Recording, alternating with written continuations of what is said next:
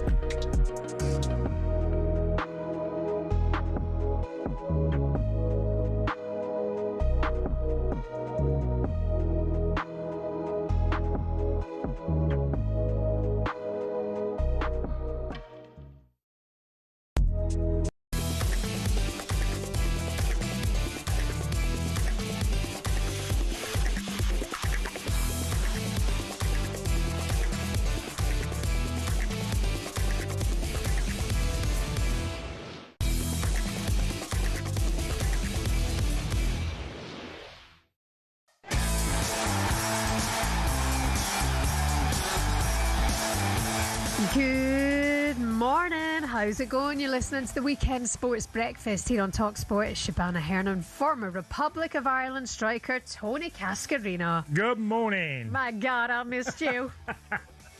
Well, I was going to call you Will or Max or Katie. You're back. I'm back for another couple of weeks until my next holiday. But I'll tell them about that soon. You can't be having another holiday soon. Really? You was off this week as well. You was in Mallorca. Hey, there's something wrong here, by the way. I've got to say this. There's something wrong. I played football for nearly 20 years, yeah? Been in the game 40-odd years. And I'm going to Eastbourne for a few days and you're in Mallorca. Don't come at me. Why don't you go marry my husband and then come back to me with this chat? He loves a holiday. No, he's a mini break kind of guy. Who's this? Jamie. Book a few days here and there. Come back for a few weeks. Book a few days away here and there. He's quite like... It's all right if you can afford it. We can't. We're broke. That's why I'm here at 5 in the morning with you. Gianni Infantino plans to sell off a stake in the World Cup.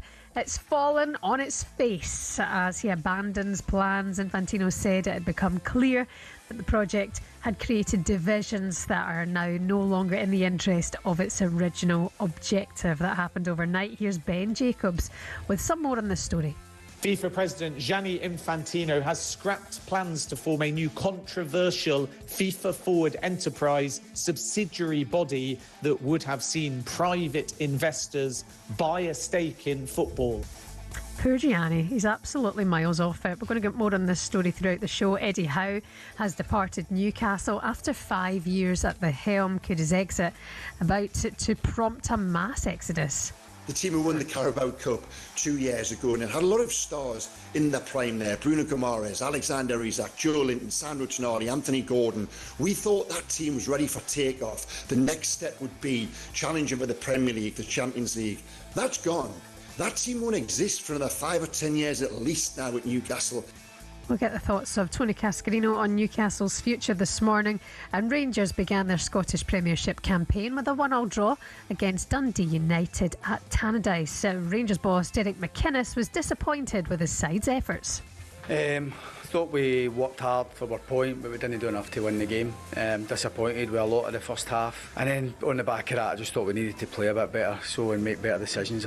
Yeah, disappointment there, and we'll get into the SPL season ahead as it's back up the road in Scotland. And do you know what? I'm really looking forward to the season ahead. I hope you are as well. Come and get involved in the show. The texts are open. 81089 is the number if you want to get involved. If you've never texted before, have you ever called before? Let's see this is a New Year's resolution as we get into a new season. 03717 22 33 is the number on the Weekend Sports Breakfast on talkSPORT. Good morning. Whatever I said, whatever I didn't mean it. I just want you back for good. Want you back, want you back, want you back. You made me laugh because this morning you showed me your Instagram and you did the Michael Jackson one, yeah? Yeah, Jackson 5, I want you back. Yeah, I want you back. And I said this one. Yeah. Do you want me back, or did you enjoy these? No, well, you've been away quite a lot with the World Cup, haven't you? You've had... Yeah, that feels like another tournament ago, though, Cass. Scotland feels like... I remember. That was funny. I remember listening to the radio and then, obviously, Scotland were on the verge of being eliminated, and I did. You want to play back.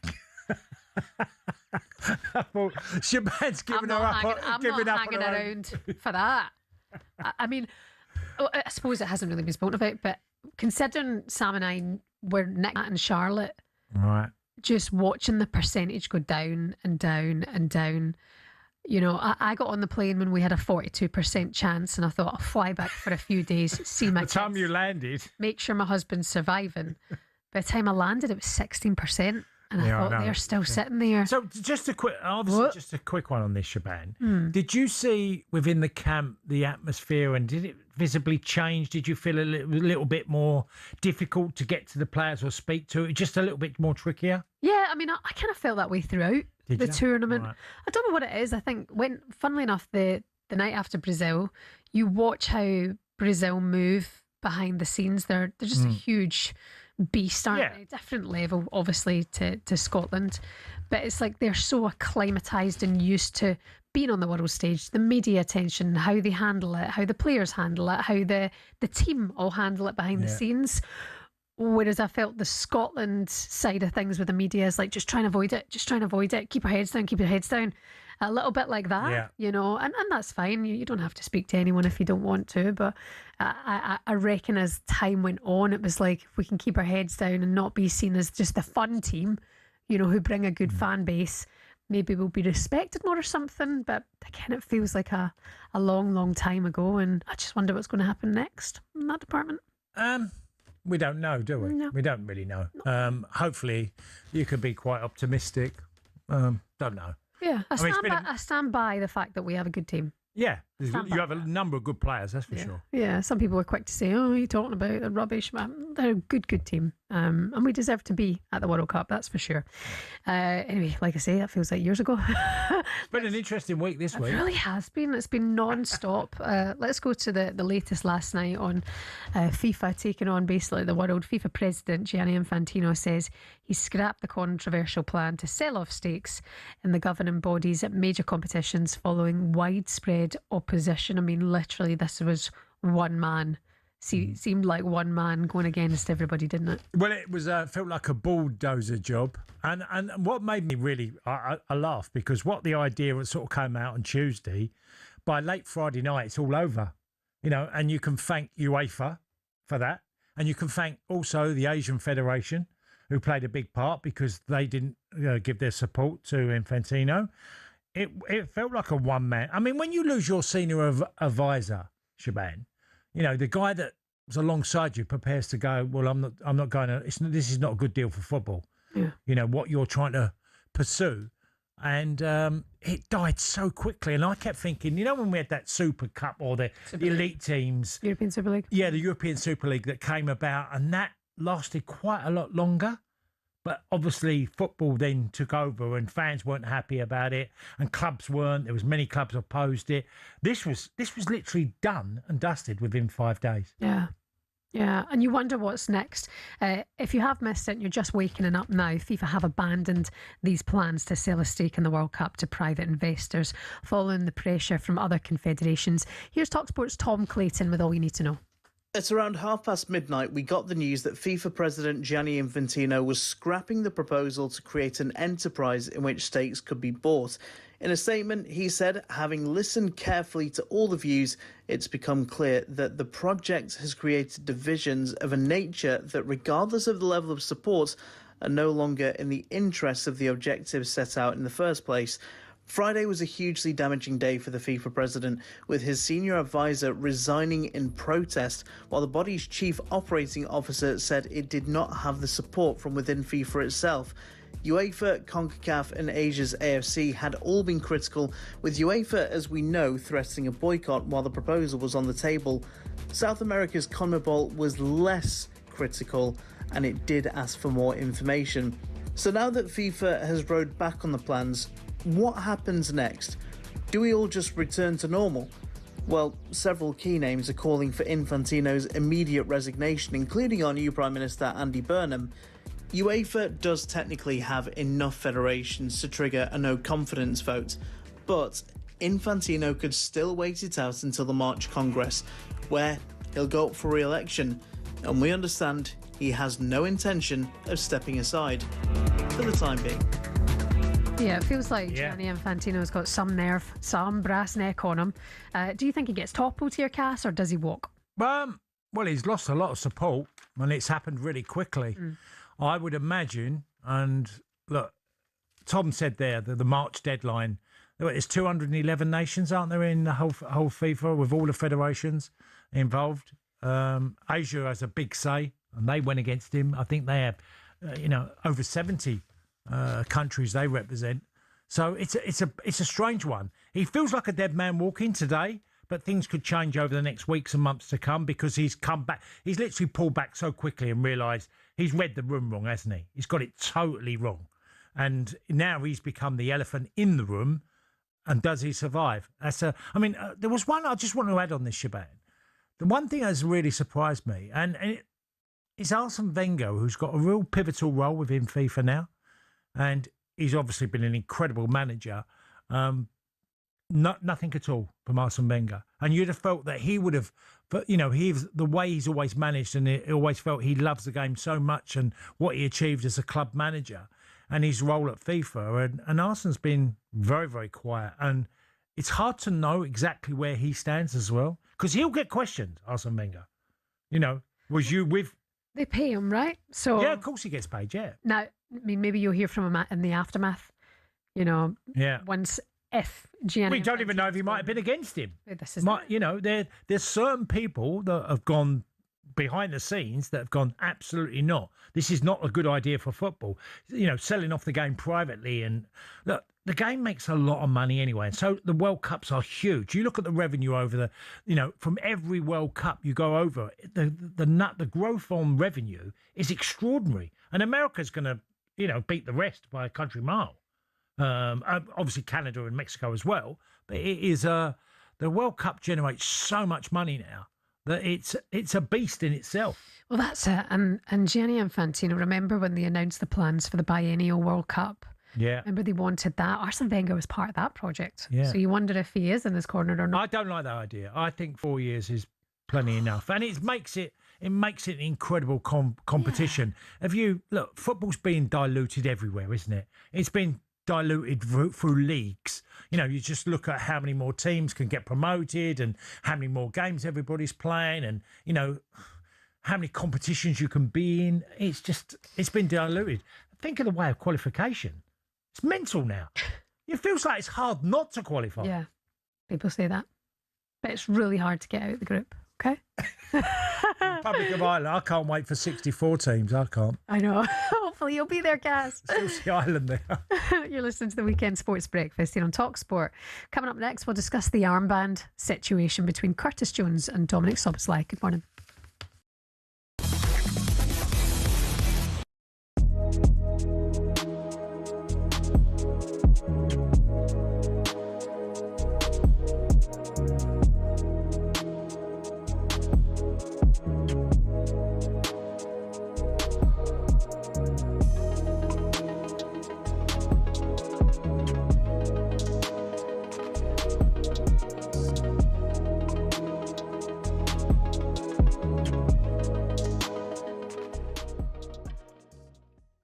phoned up and said you got 10 players better than John Stones. No, but I said all time. I didn't say Prem, but let's stick to Prem, all right? Let's do this. Go on. Virgil van Dijk, John Terry, Rio Ferdinand, Nemanja Vidic, Vincent Kompany. Yeah. That's 5. That's 5. All right. Yeah. Are we going Tony Adams? Ooh, yeah. No. No, you're not going to say... No, but go on. Go on. I Sol would. Campbell. I'd do Sol Campbell, defo. And I'm a Tottenham Sol fan. so Campbell, Sol come Campbell on. out. Come on, Jamie. Keep going. I'm going Sol Campbell. Yeah. Oh.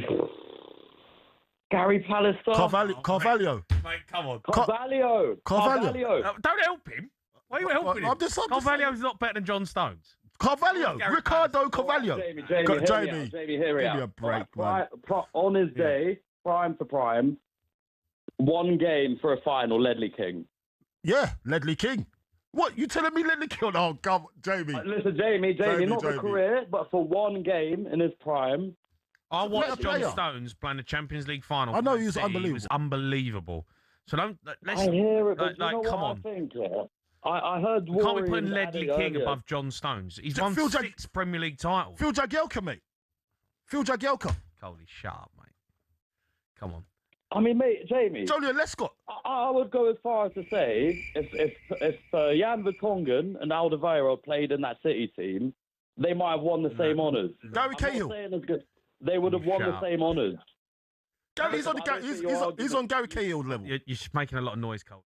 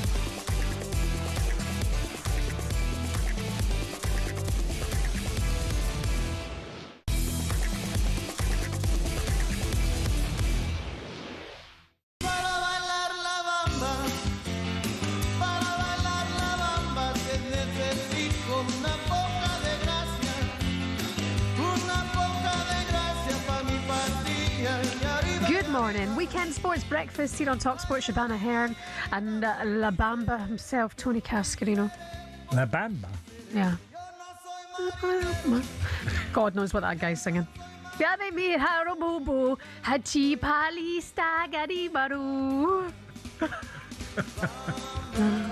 Oh, right. Okay. This was number 1 on this day back in 1987. Was it really? I would have said it was a bit later than that. Who sang it? Who sang it? It was Los Lobos. Oh, that's it. Yeah. Los Lobos. Right. 1987. Where was I? Millwall, 1987. Millwall. Yeah. Do you want more songs from 1987? Yeah, I could take. I'll tell you what. If you give me songs and let me try and guess, because I'm not bad at guessing songs from that type of era. 80s. Do you know 80s? I'm not bad at. Pretty good at beat the intro of the 80s as well. Well, don't the end. No, I'll just try and go for naming the groups. Yeah, okay. Don't tell me. I wouldn't have got that one because I wouldn't really listen to that sort of song. You not got that on your iPad? No. No. All right then. News we pod. You can get in touch. Let us know your favourite tunes from the 80s. Then we'll do some 87 or 80s. 87.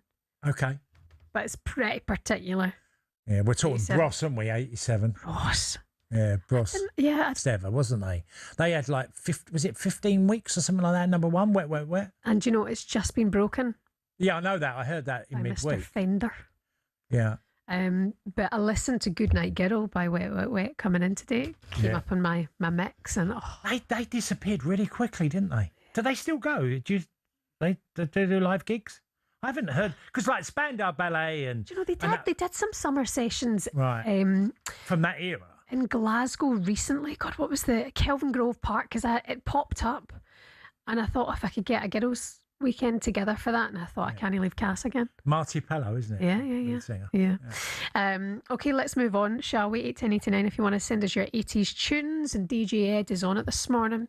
Let's focus on Liverpool at the end of the 1-0 friendly win over Wrexham in New York. This viral footage did the rounds, Cass, of an on-field row between Szoboszlai and Curtis Jones, which is alleged to have stemmed from Jones not passing the captain's armband following Szoboszlai's substitution. He gave it to Tsimikas, and Jones wasn't happy about this. He's linked with a move away this summer with Inter Milan, having made 3 bids, but Areola wants him to stay. Immediately, just watching that footage, what did you think? Grow up, Curtis Jones. Now, whether I'll defend. I tell you why I defend Szoboszlai. It's because sometimes abroad, especially. And look, you're in a moment. You were playing a pre-season friendly. It was Wrexham, wasn't it? The pre-season friendly against Wrexham. You're playing it, and you might look to a player just to hand the band over, or the armband. Also, Tsimikas is 30. He's not a young lad of 17. He's 30 years old. Curtis Jones is 25. Yeah. So abroad, often, people hand over to the most senior pro on the pitch. Now, does that matter? Does it matter that much in a pre-season friendly that you would be upset of not getting the captain's armband? Well, obviously he's feeling a wee bit unloved. Possibly well, maybe by so. Liverpool. Okay. Has he been made promises? Has he been told, you'll get the armband, and that meant a lot to him? But I mean, just watching the footage now, if you're watching on the YouTube channel or on the smart telly, you'll see it now. I mean, it's a really ugly look. The guys are really shouting and having it out with each other, and Curtis Jones looks very animated over the armband situation, unless there's more underlying there. I know. When I watched it, I was just more bothered by the reaction. I thought was over the top. Now, Szoboszlai might have got it wrong. Okay, you could say, oh, well, look, he's been at Liverpool through the academy, or he's been there a hell of a long time, and but I just think, is it that important in a pre-season friendly? And Tsimikas is 30 years old, like I said before, so don't make a big deal of it. And I get that Curtis Jones would be frustrated. He's been an in and out player for Liverpool for quite a number of seasons. He's never really established himself. He's a good player, Curtis Jones, got a lot of ability. When you see him on his best days, he's one hell of a player. So I really like him. And look, he might be unsettled because he doesn't know his future at Liverpool, and he might be on the move. He might be going elsewhere. I just thought it was over the top and unnecessary. Look, captain's armbands, if it was, I say a Premier League game and you thought you was next in line to be the captain and someone gives it to you, it's slightly about a pre-season friendly, really. Yeah. Don't get it. He looks a bit silly now in the aftermath of it all. Peterborough United chairman Darren McAnthony has been on talkSPORT this week. He said he thinks Jones is behaving like a spoilt brat. Oh, absolutely. I just don't understand it. You're playing for one of the biggest football clubs in the world. You came through the system. Behave. Stop. That's all eyes are on you. That's not behind closed doors. That might go on in training and all those things, but you don't want to see that going on actually for millions of people to watch. It's not great for Andoni Areola, fresh in the manager. No, and I'm sure he'll move past that. And I think Szoboszlai was asked in the press conference, and he didn't even talk about it. But it's just, you hate seeing stuff like that. I really do. I think it's so petulant. Do you know what I mean? So, and then when you're liking Inter Milan's post, okay, we get it. You want to go to Inter Milan, probably last 5 minutes out there. Well, no, but Darrag's right there. I mean, it makes it's been quite disrespectful to Dominic Szoboszlai as well. Why would you do that?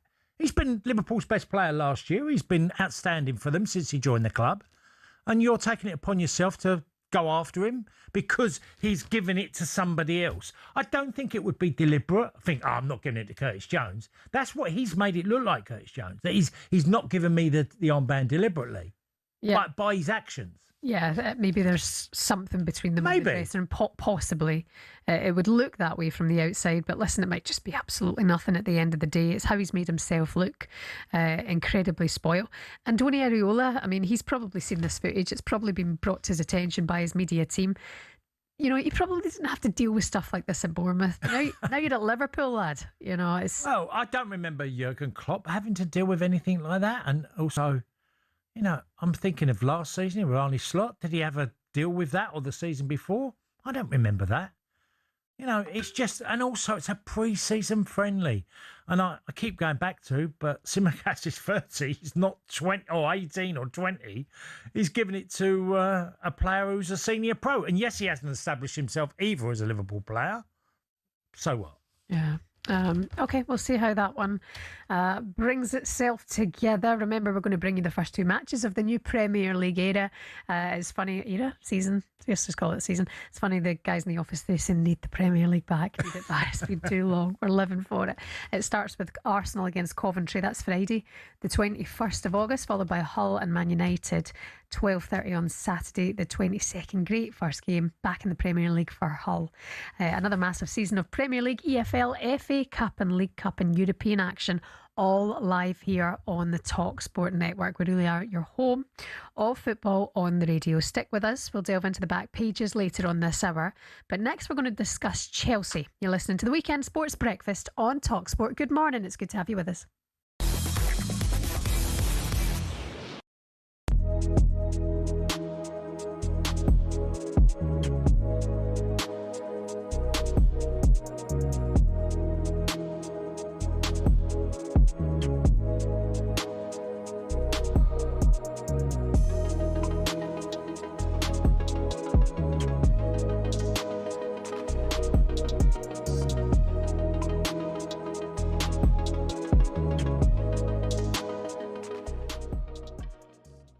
Staying with Liverpool, there are some reports that they have now made a formal offer worth £100 million for Bradley Barcola. I reported a couple of days ago that Barcola wanted to make the move to Anfield, but you've not been too inspired by this possibility. No, I'm with Jamie Carragher in the camp that I saw him the other day talking about it. We have like 3-4 left wingers already, players who can play there.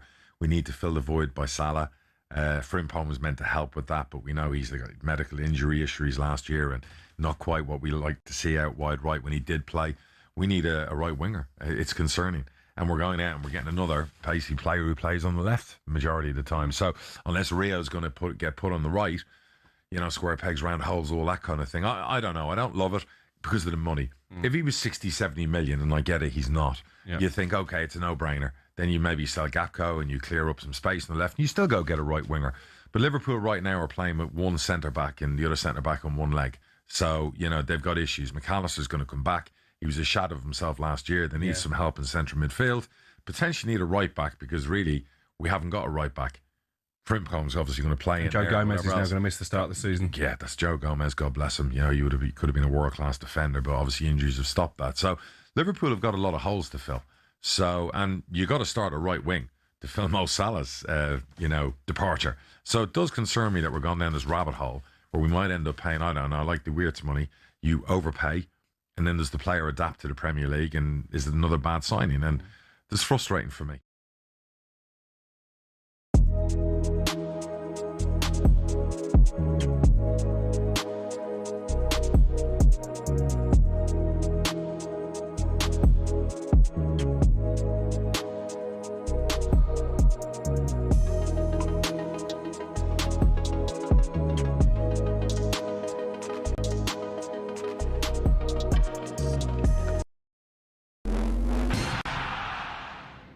Cricket balls are red, baseballs are white, American footballs are brown, and tennis balls are yellow. We don't even think about it really, but the story behind the tennis ball is actually quite interesting and even involves Sir David Attenborough. I know, here's the tale. Tennis has its roots in 12th century France when people used to make balls from all sorts. Cork, wool, chalk, animal fur, and even as we know it was born. One problem, it was either white or black. And when the controller of BBC Two, Sir David Attenborough, decided Wimbledon would be shown in colour on the BBC in 1967, no one could actually see the balls on telly. So the International Tennis Federation went away and created a new colour called Optic Yellow, which would show up without the need for a 4K LED display. Not that anyone had that in the 1960s, of course. Since then, all tennis balls have been covered in that material and have their trademark colour for that exact reason. Amateur tennis players and dogs worldwide are forever grateful. You could say the ITF aced it.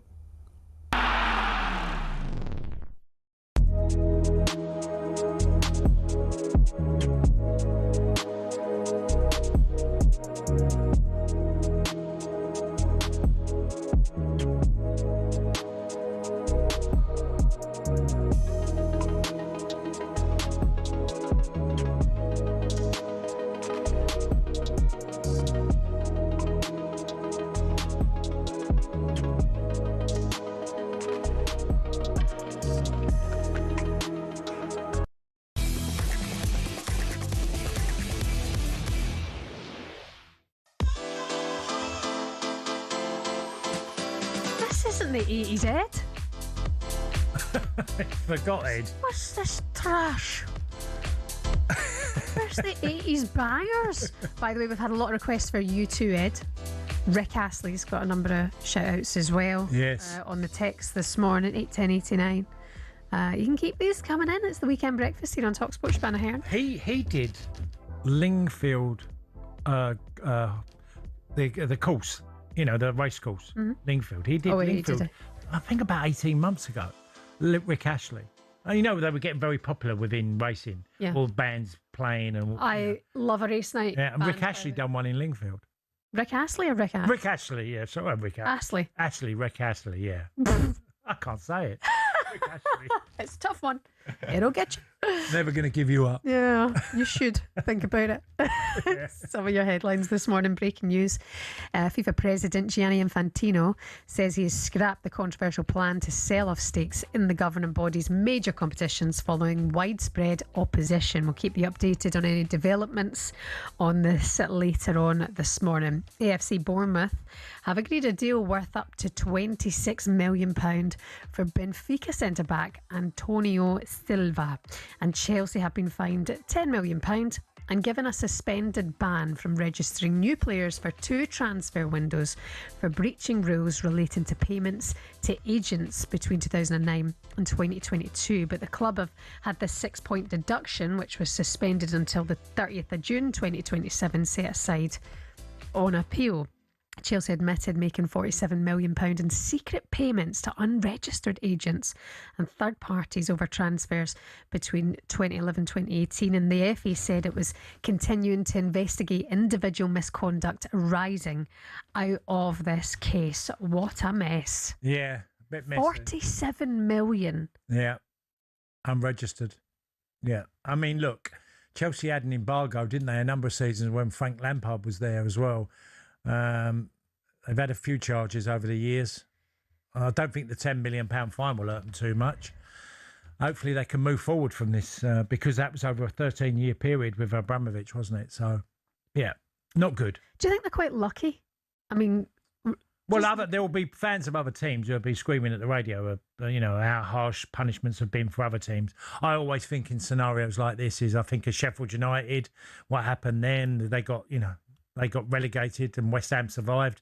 I think of Luton Town, who had it felt like forever. They got different bans along the way, but I think they had some severe bans. I think they had a 30-point deduction, Luton Town. Yeah, so it's happened, and it's happened to other teams. Yeah, the big boys don't get punished as harshly, do you? Do they get the bigger crimes? The big fine for the big club, it's affordable. 10 million is nothing for Chelsea. Yeah. Exactly. That's the issue. Points deductions can kill. Oh yeah, points deductions kill smaller teams. Yeah, Yeah, and the fines can. Well, the smaller teams, as you like said, Luton ended up going from literally down the leagues, didn't they, and ended up in the Conference League. Yeah. Xabi Alonso now in the dugout, of course, at Chelsea. I was watching through his interviews yesterday at media out in their pre-season. There's a change of policy taking place in the transfer market. Veterans Danny Welbeck and Jordan Henderson are expected to join Morgan Rogers and Maximus Lacroix through the door at Stamford Bridge as the club targets some much-needed experience. talkSPORT understands Henderson will formally complete his move today. So on the sports bar last night, Jamie O'Hara had his say on Chelsea's new transfer policy and explains why it could cause some issues. It's a completely different era, but when I took over as manager of Billericay, I done a little bit of like what Chelsea are doing. I brought in all old heads. I wanted experienced lads in there. Run the dressing room, play the game. They know the game. They know what it's about. You ain't got to coach them. You just let them go and play, right? Yeah. The problem you have with old lads, certain old lads, and I don't know if Danny Welbeck's like, and Jordan Henderson, probably not. They think they know better. They think they know more than you. Do you know what I mean? Yeah, because they've been in the game a long time. They've had different managers. They've had a lot of experience with different managers. Cass, do you think this could backfire? Signing the likes of Henderson and Welbeck? No, you sign good senior pros. You find out their mentality. And there's no doubt in my mind, I don't know Danny Welbeck. I'm pretty confident that is a great lad. and it'll be a great asset to Chelsea, and they're sorely needed at that football club because they've lacked experience on the pitch for a number of seasons now, and I think they've paid a heavy price. And also say they lacked experience when Liam Rosinia took the job. They went for a potential young manager. No, I don't. I think it's all about the mentality. I always think of Gary McAllister when he went to Liverpool. Them type of players. And I think Teddy Sheringham when he was, went to Manchester United. And yes, they're big clubs, but the mentality of having them senior pros come in to, not to say to run a dressing room, to have like a respect in the dressing room for everything that might be wrong.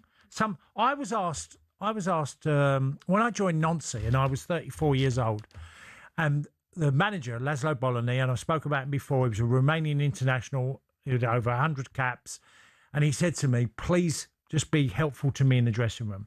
He said, I don't want you complaining, I don't want you, just be supportive towards me. And he was saying because he felt he had a young team, and the one thing he didn't want is young players causing havoc, not enjoying the training, because he trained really hard. He said, if you're just do your training, you're no complaining and just leading. And I said to him, that's fine. I said, absolutely, because I had that when I was at Gillingham. I could name Dick Tyburn, Mark Weatherly, Paddy Powell, all these guys I grew up with. A lot of only Gillingham fans would know their name. Well, some would know Charlton fans as well. But they were great for me as a young lad coming through in the dressing room. Their intentions were to try and make the team as good as it could be. And I think Chelsea have really lost that in their dressing room by ignoring proven players. Well, what was it, 8 red cards last season? 8 or 9 red cards. We know they've been missing experience. I think they're brilliant signings, but I'm not. What was Thiago Silva? Yeah. What was John Terry? Yeah. What was Rio Ferdinand at Manchester United? These guys are important in dressing rooms. So, yeah, absolute thumbs up to Chelsea for doing it. Let's get the latest now. We can speak to Times reporter covering Chelsea this season, Pete Rutzler, who's out there at the pre-season tour. Good morning to you, Pete. How's things? Hi, Pete. Good morning, guys. Hi, Tony. How you doing? It's more afternoon over here, so it's still getting my head around that. So tell us what you think, Pete, on what I've not just what I've said, but the intentions of Chelsea of literally trying to add that experience into the football team. Yeah, no, I completely agree, Tony. I think it's, we've been pretty consistent with criticisms of Chelsea's recruitment and their direction and mainly their problems. We've seen their potential. We've seen in moments that there is real quality in that squad, but they sort of shoot themselves in the foot time and time again, whether that's been through discipline, through complacency in moments. And you think that this change, a lot of it is to do with Xabi Alonso. He's spoken in the past about wanting to have players in his team that mirror his message, that can reinforce his message on the field. But it also sort of predates that. I think, Enzo Maresca never quite came out and said it. Liam Rosinia did before he sort of lost the dressing room entirely.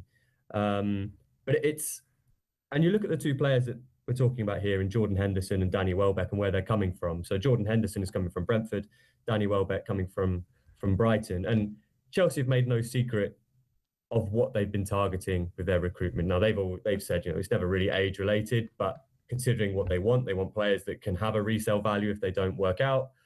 The two clubs that they're signing from here, Brentford and Brighton, have done that expertly, and they've consistently had older heads in with a lot of their younger players. Brighton, because of Welbeck, of course, but there's James Milner, Adam Lallana.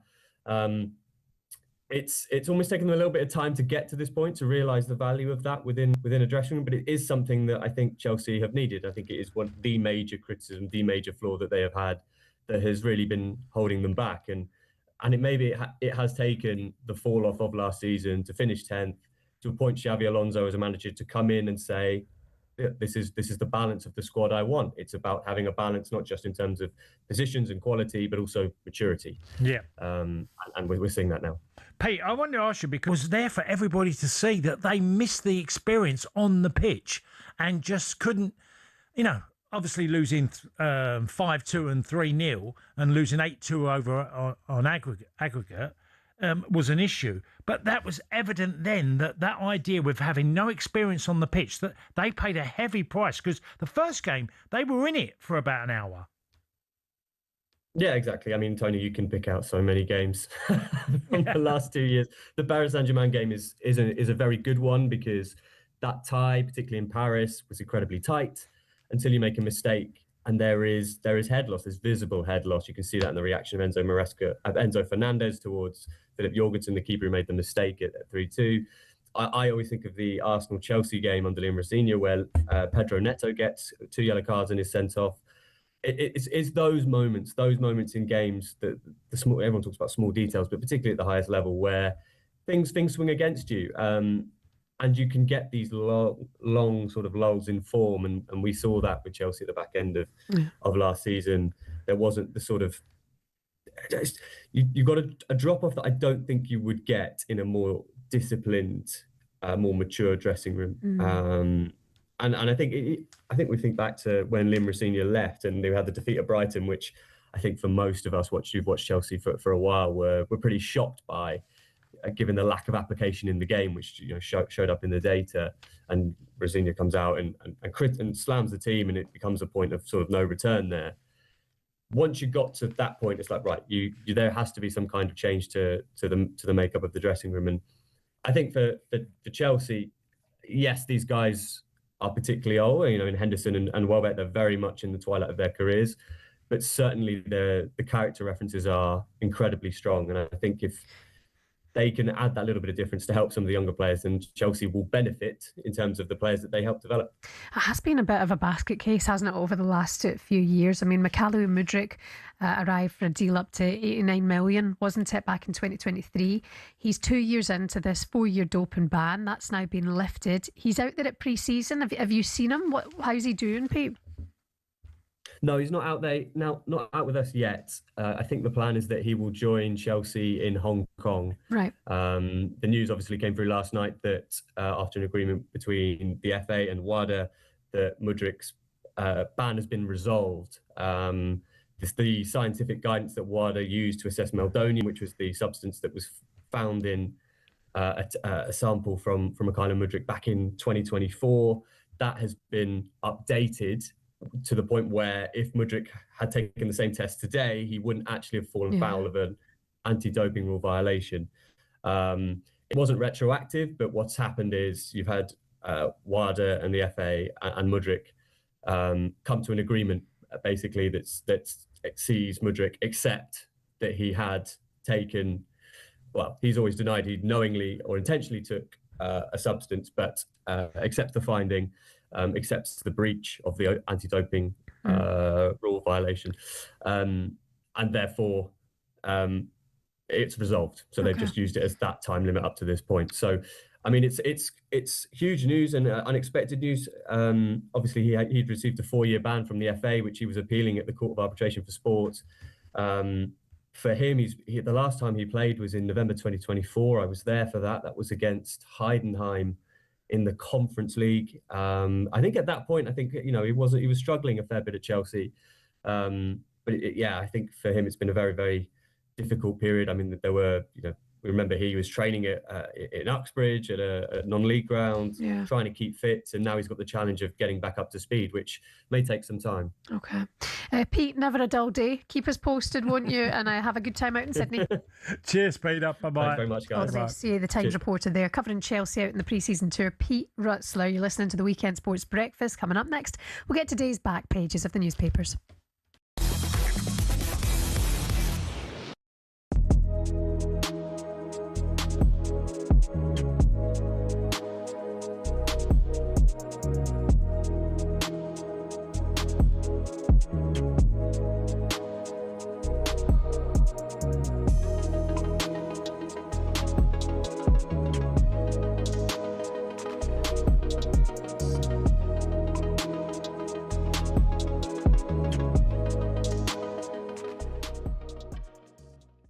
The Asian Football Confederation in the last couple of hours have come out and condemned Gianni Infantino's proposals to sell off very late condemnations, aren't they? They're all panicking. Competitions. Well, they are.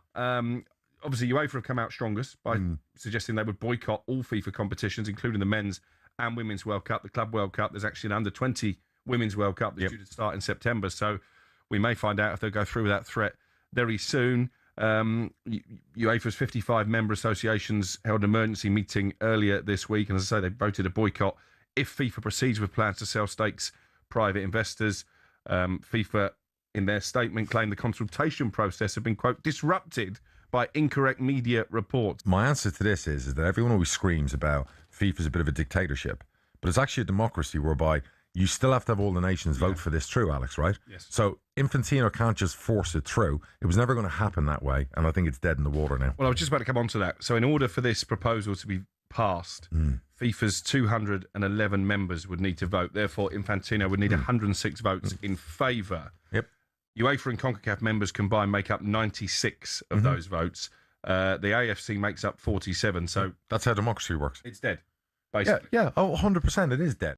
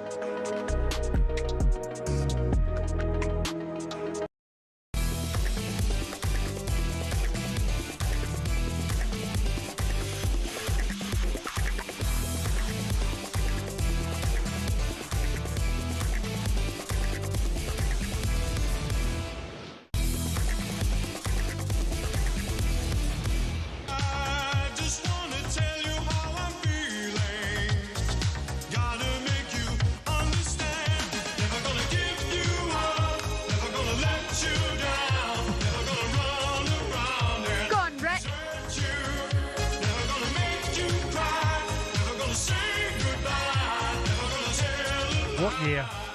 This is not 87. That's got to be before 87. We said 87 songs, didn't we, originally? But that's got to be 81, 82. Sure. Is it? Sure, it can't be. Let me just. Are you Googleising it? Never going to give you up. I would have said early 80s, 82.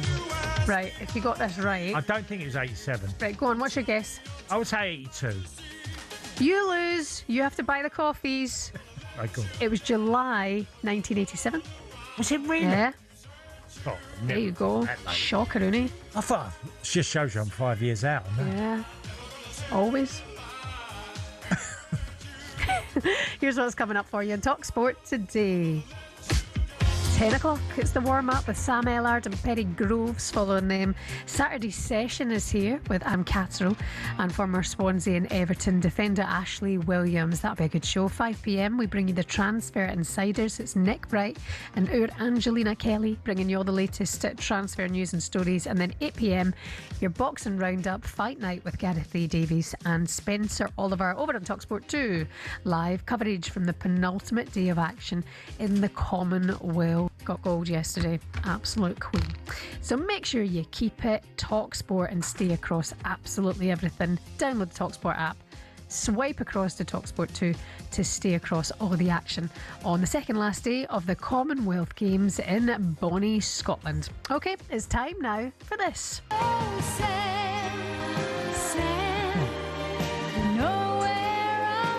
Sam Stevens. Back together at last. Here we are, team. It's been a long, long, long time, hasn't it? Hey? Like, feels like it. Yeah, it does, doesn't it? Probably longer for Cass than us. Probably feels like an eternity for you, Cass. You probably couldn't wait to have us back, could you? He says. No, it was good. I mean, you were both. I mean, I obviously didn't speak to you, Sam, because you was doing production. But every now and again, Shebahn would appear.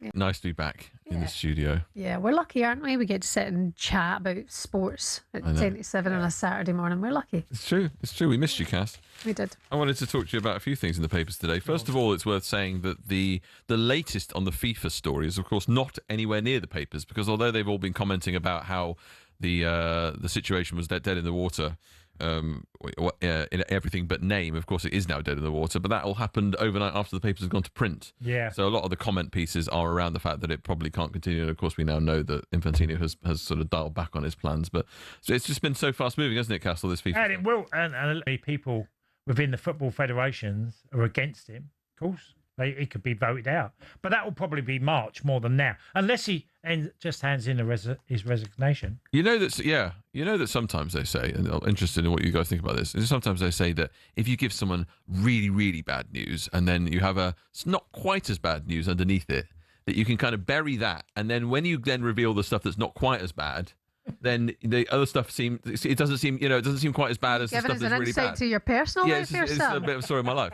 But what I'm saying is, obviously, this idea was a terrible idea, setting off the World Cup. Well, but they've also tried to pitch through this idea of the 64-team World Cup. Yeah. And I wonder now whether that's a bit more of a sweetener, where it's like, oh, well, it's not as bad as it could have been, with all the selling off the World Cup. What about the 64-team World Cup? Are you in favour of that? And obviously, that's Gianni's idea as well. I just wonder now whether that's going to get more buy-in, because it's not as bad as it could have potentially been for FIFA. It just shows you that these guys in power.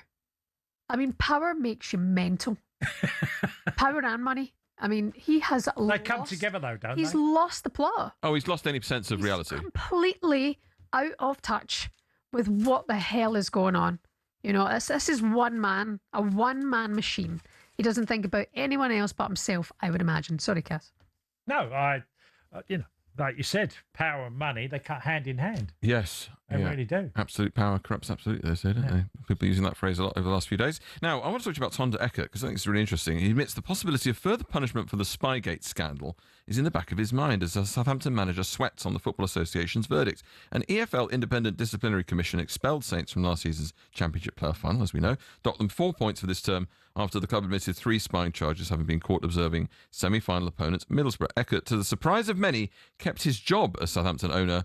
Dragan Solak publicly declared his backing for the apologetic coach who took responsibility for everything that happened. The FA confirmed on the 21st of May it would investigate the matter, and last Wednesday charged the 33-year-old with 3 breaches of Rule 3.1 in relation to misconduct. I would be lying if I said that it is not in the back of my mind, he told local radio. I think that's true for everyone involved. Are you surprised to still see him in the dugout start this season? Well, obviously, getting the backing from the owner is a big thing, but he would obviously think he's a really good manager as well. Because one thing that's got lost in this, he done an unbelievable job. Now, we know what happened and the Spygate and watching training, but also he improved Southampton a hell of a lot.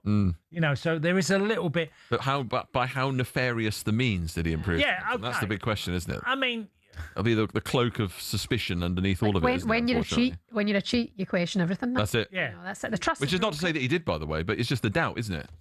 But he did cheat. No, what I mean is the rest of it. We don't know that he done any more than that. But, exactly. But your point is absolutely it's always going to be. There's the leopard change the spots. Exactly. Is there a little bit of actually he done really well as well?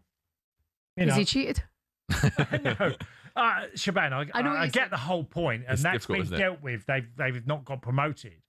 But also, you could make the point to say, if you're an owner, and say, by the way, he's done an unbelievable turnaround at the football club.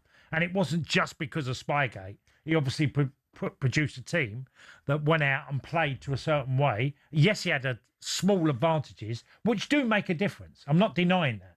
Are you surprised that the authority haven't ousted him, even if the club are backing him? Because you'd think that would be something that they would say, take a dim view of a manager who's not openly admitted, but sort of has been found to have cheated. Well, I don't think the authority have the authority to just tell a club what to do. They would leave it in the club's hands, and they've decided to back him. Yeah, and I don't mind second chances. Mm-hmm. Yeah, exactly. You know, he's obviously. We'd all be finished if we only had one chance in life. You'd all be finished. You'd be toast. I'd have been toast 10 times. He's undeniably a talented manager. Let's hope that this season, goes well for him and put all that behind him. Sure. Start winning games and people soon Would forget. you have been toast? Huh? Oh, long gone. Sam? Long gone. Absolutely. So we're all toast, but we survived. Honestly, everyone makes Like the cat with 9 lives. What did you do, Shebahn? Tell you off air. Don't want to get cancelled. Right, Sam, thank you very much. Coming up in the next hour here at Weekend Sports Breakfast, we're going to discuss Eddie Howe's departure from Newcastle and the direction the club is heading. For him personally, probably it was time to walk away, and it's nothing to do with, he'll still go down as one of their greatest managers. Yeah, we'll get the thoughts of Carlton Cole on Eddie Howe and from Tony Cascarino as well. We'll get the very latest from the Commonwealth Games. Johnny Peacock is going to be with us. We'll talk about Marcus Rashford's return to Manchester United, possibly on the Weekend Sports Breakfast on talkSPORT.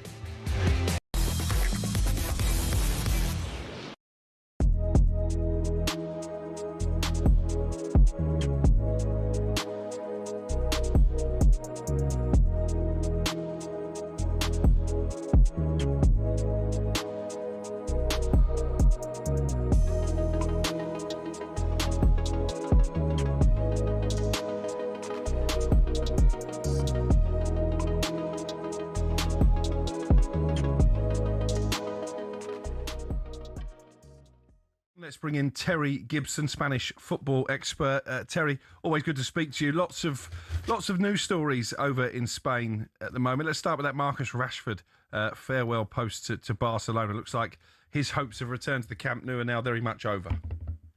Yes, it does, and I think it was a blow to him when Anthony Gordon. It must have been kind of awkward when the England team met up for the World Cup when Anthony Gordon had already completed his move to Barcelona. Marcus Rashford's future was hanging in the air, and then they signed Karim Adeyemi. So it's not going to happen now for Marcus Rashford. I have to be honest, I'm really surprised. I thought it was a good value in terms of the transfer fee, and I thought his form last season was as good as you would expect, and he couldn't have done any more. He scored some important goals. He actually effectively got the goal that won them the league title. He was popular with his teammates and popular with the fans. So I'm surprised. Even when Anthony Gordon signed, I still thought there was a possibility that Rashford would still go. But the signing of Adeyemi has put a stop to that. Is it just wages? Because obviously Anthony Gordon would command a much lower weekly salary than Rashford. But he was £80 million. Rashford was 26. Yeah. So 26 million, slightly difference in their ages as well. People are forgetting they've got Rafinha that plays there as well. So the problem positions that everyone thought they had, and they still have, are centre forward, Lewandowski leaving the club, and they should have bought a better centre back than what they currently have.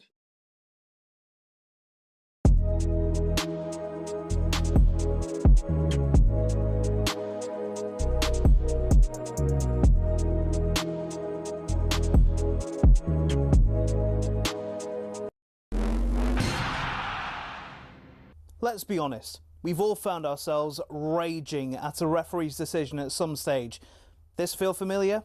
That is an absolutely shocking decision. They've got a case in that it was a bad decision. It's such a poor decision. Yeah, I think he's just made a bad decision in that instance. But what does it take to get to the very top of football refereeing? Every referee starts with their county FA. It's a simple training course and you can take it as soon as you hit your 14th birthday. Once you've done that, you have to go through at least 11 hours of face-to-face training. You'll then graduate as a Level 7 official, which means you can take charge of county-level games. But hold your horses, there's still a long way to go to get to the Premier League. Your next step is to spend a year each at Levels 6, 5 and 4. This covers the top of the amateur game. Only at Level 3 do you start doing Northern Counties or Isthmian League level games, for example. If you've done this all quickly, you can reach Level 2 and ref your first National League match after, I don't know, 6 years? After getting enough experience at that level, you can apply to be a referee in the EFL. There's an interview, people watching you do games, And then, if the EFL are happy, you'll be granted a Level 1 licence to ref in games in League 2 and above. Now, they don't just say on you go to the Premier League, you have to work your way up through the divisions. Only after years of hard work and refereeing on cold Tuesday nights in Stoke can you be considered to do matches in some of Europe's very best stadiums. Now, who was the youngest to reach the very top? It was actually Michael Oliver. He reffed his first Premier League match in 2010 at the tender age of just 25. So if you want to follow in his footsteps, crack on. It'll only take you roughly a decade, thousands of hours of work and an incredibly thick skin. In total, there are 37,000 registered referees across England, but the PGMOL has only deemed 21 good enough for the top flight. That means there's not even a 1 in 1,000 chance you'll even make it in. Obviously, referees can make mistakes, but when you think about it, having a go at them is kind of like slating a brain surgeon.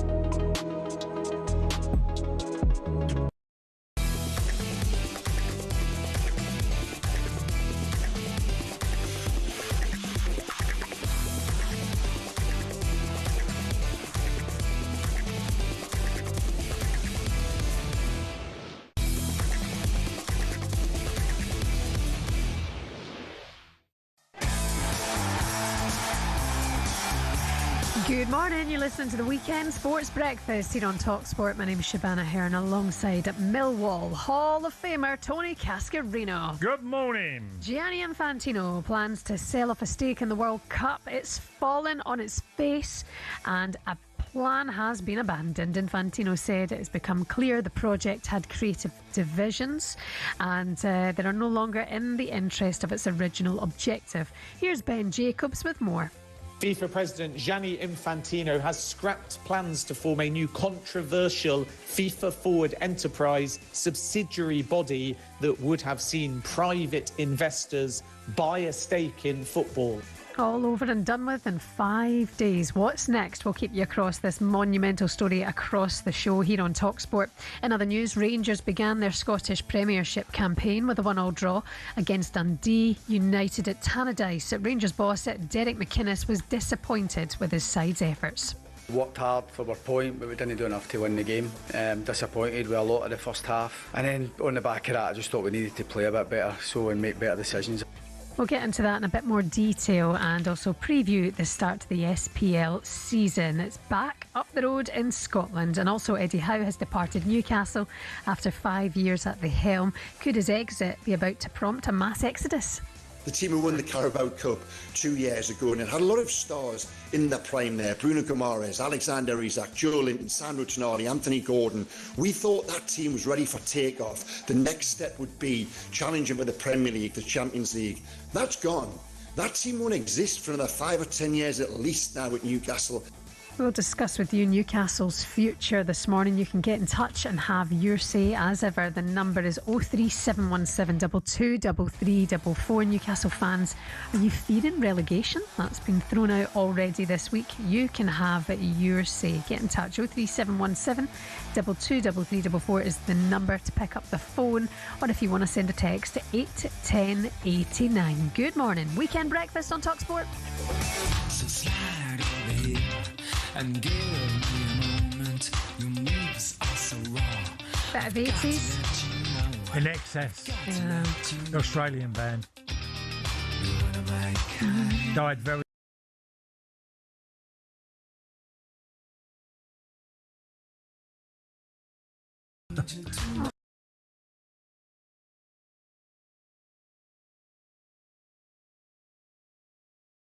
Feel bad bringing that up now at 7 o'clock on a Saturday morning. It's a shame. That's awful. Yeah. We're doing were a 80s great tunes. band. Yes. Or still are. I'm sure. I think they still play Shebahn. Still a banger. 81089, by the way, we're just doing some 80s tunes today just because Yeah. Just because. Of 87. 80s is the best genre. It's the best era of music. Well, you always have a love affair with when you're a teenager, in your early 20s, that music is so important at that time. Yeah. And you grow up with stuff that just for you is the best period. And if you're in the 90s, you can go, the 90s and, what you experience, where you want. It'll always be there. Every decade is different, isn't it? Exactly. By the way, let's discuss Toon Army. It's been a tough summer for them so far, as it was last summer as well. So Anthony Gordon's gone to Barcelona, Sandro Tonali to Spurs. talkSPORT understands Bruno Guimaraes is expected to move to Arsenal. There have also been rumours about the future of the very talented Lewis Hall, links to Manchester United. And to compound difficulties, Eddie Howe has left as manager after 5 years. Yes, this was going around this week, but confirmed by the club yesterday. It's a man called Matthias Jaisler is due to replace Eddie Howe. It was so obvious given the situation of the transfers this summer. It just looked like another basket case. What we saw last summer with Isak, your man's only going to tolerate so much before he's going, actually, I could do better. Well, is it the straw that broke the camel's back when you need Gordon? It just feels like how many can leave the football club? And bearing in mind, it happened last summer as well. He had the same issues. Maybe didn't see eye to eye and where the club was heading. It's a strange one because I always remind myself of last summer. And we talk about how impossible jobs can be. Thomas Frank leaves Brentford. Keith Andrews takes over. It's doomsday for Brentford fans. They're going to get relegated. And suddenly Brentford had this incredible season. I feel very highly of Eddie Howe as a manager. I think he's done an amazing job at Newcastle. That doesn't mean the future is as bleak as what it feels today, and there's no future at all. Newcastle's a big football club and it can still attract players. Yes, it's had to sell off some at this particular time. I think the club is not going to be as devastated as what some fans are feeling. Well, let's get the thoughts then of the fans, shall we? Member of the Supporters Club, Darren Curry, is with us now. Good morning, Darren. How are you and how do you stand on things just now as a fan? Is it doomsday or is it not all as bad as it seems? It's never doomsday. It's been a bad couple of weeks with we were losing Kevin Keegan. Yeah. Then Eddie Howe even at Bristol City the other night. Eddie Howe walked the full length of the away end, clapping the fans. He's never done that. And my wife actually called it and said, he's away him. And we had a feeling he was going. Eddie Howe's been absolutely fantastic for Newcastle. Absolutely brilliant. We couldn't have had a better manager in that time. But you've got to move on. You have got to move on. He had a poor season last season. He's lost a lot of players. I'd have liked him to stay, but I understand fans did want him to go, Yeah. Tell us, Darren. I mean, I was trying to be a little bit more optimistic. I'm not undermining what Eddie Howe has done, but I also feel maybe the club itself has to move in a direction where you've signed players, and okay, a lot of them are unknown and potential. So there are many questions. But I referenced Keith Andrews this time last year. I remember the exact same conversation of it was for Brentford it was going to be a disaster, and suddenly you might find. I mean, I don't know the manager, Matthias. Well, I can't. How do you pronounce his name again? Matthias Jaisler. Jaisler. Okay. He's come in. He's had Ivan Toney, who's got 32 goals last year. He's got Mahrez as well, who obviously everyone knows from Man City and Leicester City. And he seemingly plays a real attack-minded football. So I just want to give the guy a chance of seeing where this comes, how he takes Newcastle on board. I don't think the owners have helped at all on any front. They don't seem to want to spend the amount of money or able to spend the amount of money that they have. We're so-called richest club in the world or whatever, right? But we're struggling to buy players. We're struggling to attract players. We're struggling to pay wages. It's all right. You're sitting there saying, well, he plays all this attractive football. He can play all the attractive football he wants, but if he hasn't got any players to play that way, it's not much good, is it? Yeah. It doesn't look good at the minute, but I'll tell you what, the fans up here will back the manager. Whoever the manager is, they'll back the manager. Fine well what it's like up here. They'll back the manager. They'll back the players. I I do actually think Eddie Howe will go into a bigger job than you, or maybe not a bigger job, but he'll get a top job. And rightly so.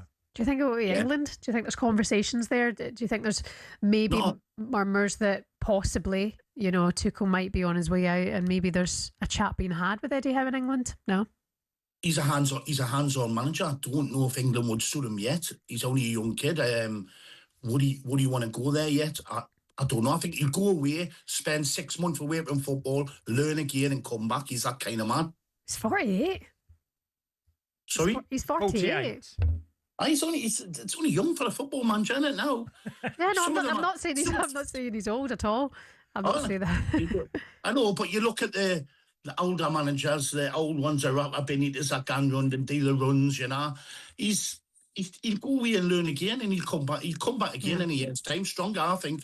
I agree with you in the sense that, Darren, I mean, wherever he goes, if he's supported, he's an absolutely brilliant manager. I think. Yeah, I don't. His level of detail is incredible. Totally agree with lots of what's being said about Eddie Howe. He's been an incredible manager for Newcastle. I just feel there is still a way forward for an incredible football club. Yeah. It's an incredible football club, Newcastle. It is. It's a brilliant football club. It's a massive football club. It's a hard job to come up here and do a job. The manager's coming in. He's under pressure straight away. And he will be under pressure straight away. We'll start off with Liverpool at home. Yeah. You look at anything. And then we're going to Tottenham.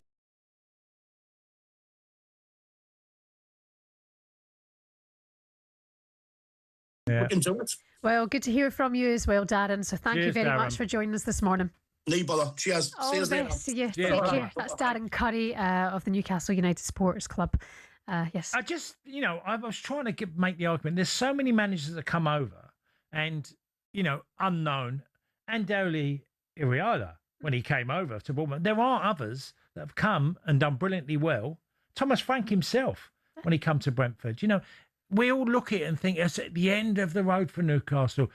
We'll see. We'll find out. We're giving the guy a chance. Coming up next for you in the weekend sports breakfast, stick the kettle on, get your posh coffee ordered. Our weekly cappuccino with Cascarino is on the way next.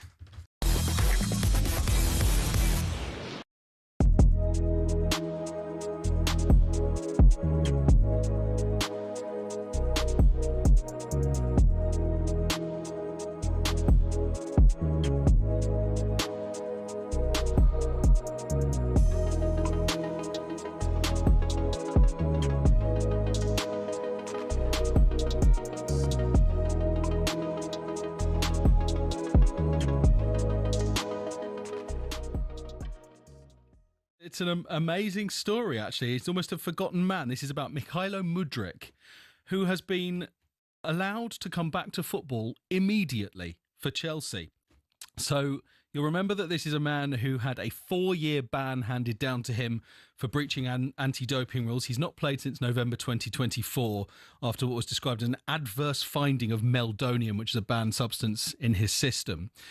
He appealed against that sentence to the Court of Arbitration for Sport, who have today said that because he accepted breaking anti-doping rules, they have agreed that the time served already is enough of a punishment.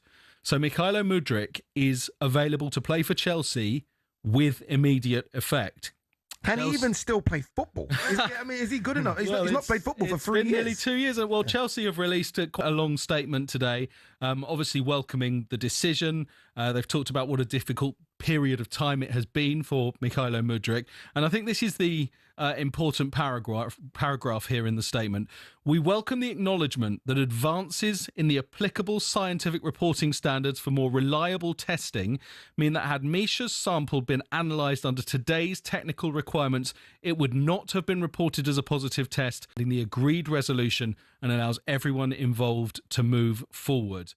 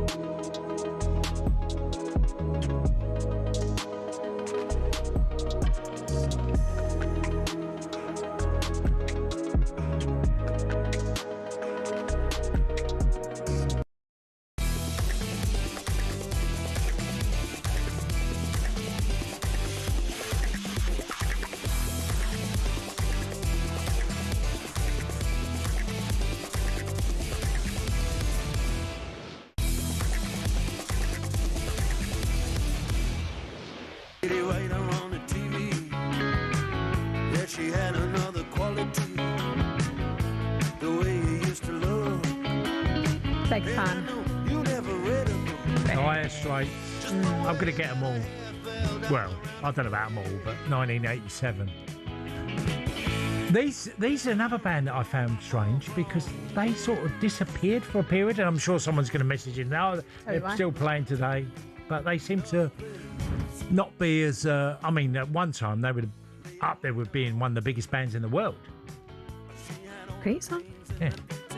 This is Lady Writer. Is this Lady Writer? You know your band. Oh, she's all over it. Musical maestro. You listen to the Weekend Sports Breakfast here on talkSPORT. Shebahn Aherne and Tony Cascarino. By the way, you can stick on the YouTube. If you're listening at home just now, stick on the YouTube channel. Cass has got a tan from being in Eastbourne. I know. Hey, I went in the sea as well. Oh, I loved it. It was freezing. Well, say freezing, it weren't. It was so lovely being in the sea. Just went in straight in. See, in Mallorca, and I don't think I'd ever been before. I think I've been to Magaluf, but that's a different experience altogether. But the water is like being in a bath. Yeah. So clear and so warm. And see, night swimming, not night, but when the sun goes down and you're having that evening swim and paddle. Now, that's different from Eastbourne. That different. Literally, going in that it takes your breath away when you go, oh.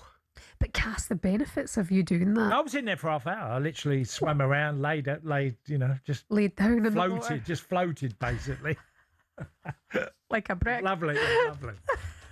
No, it's so good for you. I mean, if you could get one of those cold plunges and do it every day, they say you had 10 years on. Well, I had no heating for a month because my boiler went and we couldn't get it fixed. We had to wait a month. And I was having cold showers in. Well, I'm going back. No, the really hot period. We've had a hot summer, but long period. Early June. I had no boiler. Well, that's ideal then. You were having cold showers. Yeah, I was having cold, but I did have enough of it. I was like, I can't do this anymore. Daddy needs a hot shower now. Yeah. The sea's better. Yeah. Lovely to be with you this morning in the Weekend Sports Breakfast. It's time now for a little bit of this. A cappuccino with Cascarino on talkSPORT. Yummy. Put my feet up. I've missed the cappuccino, Cascarino, because you are full of stories, but usually it links to something that's happened in the week. Yeah, and obviously Kevin Keegan. We lost Kevin Keegan, and who was a massive, one of my, was my first original idol because I had Kenny, Kevin, two incredible players. And this week, and I got phone calls on this yesterday. Could I come on because people knew I played against Baresi, and just wanted to give him a mention because Franco Baresi was a 20-year career at AC Milan, a centre back that's 5'9", not the biggest, quick, not lightning quick, but quick. His biggest strength was anticipation. He reads things so quickly. His relationship with Maldini. Played against him in 1990 World Cup. Played him in the quarterfinals of the World Cup. And Baresi was just... He was one of them players you come away from and you go, he never gets a sweat on and he never gets in trouble. To survive 17 to 37... at the same football club, who were winning everything at one particular time, and be a great international. Baresi was all of that. And I said to people afterwards, and someone, my nephew messaged me about Baresi playing against him, and I was straight away, it was his reading of the game. It's such a big talent to have. You can be quick. He wasn't as quick as Cole Walker, but he was quick. He wasn't as quick as Des Walker, but he was quick enough. But he just read everything and he was comfortable. He could play in a 4 at the back and he could play in a 5 at the back, or the 3 centre-halves. He could play the 3 centre-half role when he could do the 2. And straight away, he was voted in the top 100 centre-half. I would say Baresi's in the top 5 ever centre-halves. Wow. From Beckenbauer and Bobby Moore, them types of centre-halves. He would definitely be on. I would probably go... He would Maldini and him pretty much closely linked on how good they were because they were sensational. Yeah. He's one of the top 5 centre halves ever, Maldini, Franco, and I come away thinking yesterday, what can you say about someone that was such a good representative of his club, his career, handles himself. You know, playing against him was a privilege, even though I didn't get a kick. And I always remember Jack Charlton saying to me, and said to Noel Quinn, because we both played against him, and said to Noel Quinn, make sure you get on the back of Maldini, and if we get diagonal balls and you can get on the back of Maldini, you're going to win the aerial balls. Well, we did, but he seemed to anticipate so much so well. Is there anything to be said for just how little you hear of players who dedicate their lives to one club as well, just to be that one club man? Just shows a lot about him as a person, I think. I mean, I'm sure there was interest from many clubs over the years. I'm sure there was. But he never moved from AC Milan. I love that. Yeah. I love that. And, you know, and he's adored in Liverpool. In Milan. He's adored in Milan. And rightly so by Italian football. All I was on the same pitch as him. That's all I can say. I was on the same pitch as him, played against him. And absolutely, everyone in football would have the utmost respect for Franco Baresi. Yeah, the game that you played against him, they beat us 1-0. 1-0, so he kept a clean sheet against Yeah, us. well, him and they played 3 at the back that day. Yeah. Obviously, they knew we were an aerial threat, so you couldn't really try and take advantage of Baresi's, because he was 5'9". Cannavaro, who was a great Italian centre half as well. He was 5'9", but he was more stocky and more powerful. Baresi was literally like a Tour de France cyclist, really slim, skinny, not much on him, hardly carried any weight at all. But he managed that game, his game, with never getting in many problems at all. Brilliant. 5'9", I reckon, if you said to me how many stone was he, I'd probably say he'd do well to be 9.5 stone, Baresi. It's actually been a very sad week, hasn't it, then, for football and the icons and the legends that have been lost at age 66 as well. It's really no age at all, but the legacy he leaves behind, and that one line that keeps appearing in all these tributes is that his DNA is etched into AC Milan. That he is that man of AC Milan. Especially really, really sad.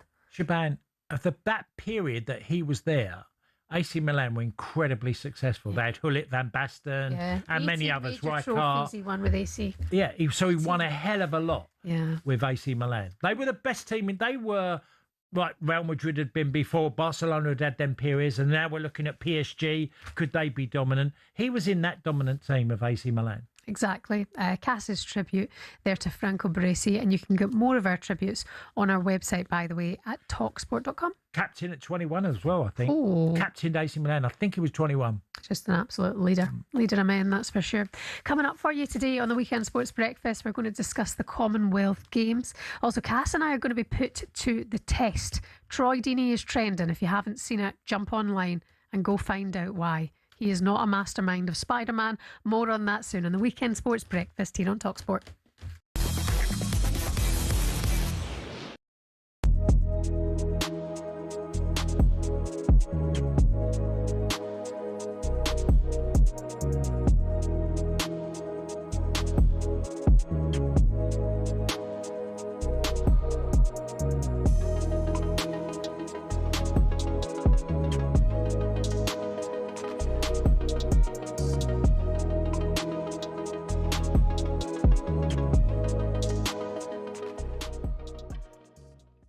Liverpool are set to place an opening bid for Bradley Barcola, but what PSG want and what Liverpool are willing to offer at the moment seems quite far away. Yeah, there's a goal for valuation, but that's normal. PSG's starting position is £145 million.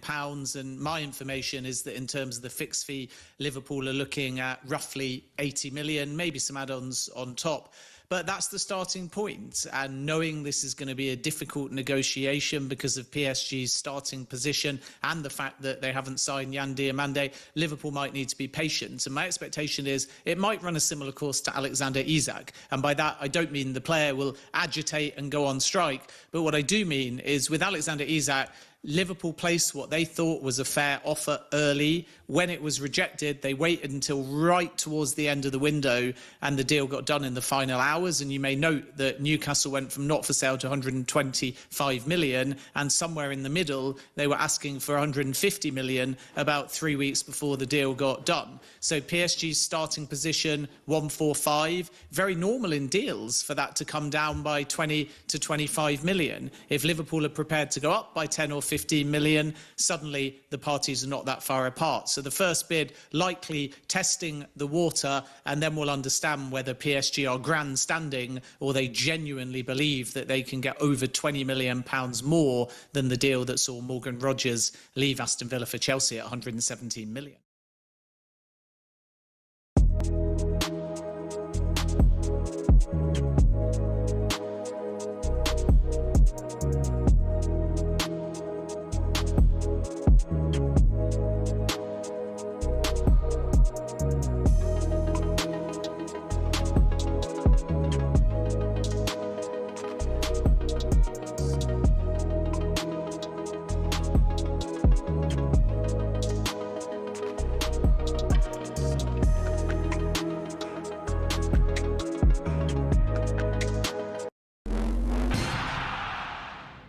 Cricket balls are red, baseballs are white, American footballs are brown, and tennis balls are yellow. We don't even think about it really, but the story behind the tennis ball is actually quite interesting and even involves Sir David Attenborough. I know, here's the tale. Cork, wool, chalk, animal fur and even human hair. Uniformity was found centuries later when people started making balls out of something called vulcanized rubber, invented in the US. But the balls kept on breaking, so a British lawyer, who also loved tennis, suggested they put a flannel covering on the outside, and thus the tennis ball as we know it was born. One problem, it was either white or black. And when the controller of BBC Two, Sir David Attenborough, decided Wimbledon would be shown in colour on the BBC in 1967, no one could actually see the balls on telly. So the International Tennis Federation went away and created a new colour called Optic Yellow, which would show up without the need for a 4K LED display. Not that anyone had that in the 1960s, of course. Since then, all tennis balls have been covered in that material and have their trademark colour for that exact reason. Amateur tennis players and dogs worldwide are forever grateful. You could say the ITF aced it.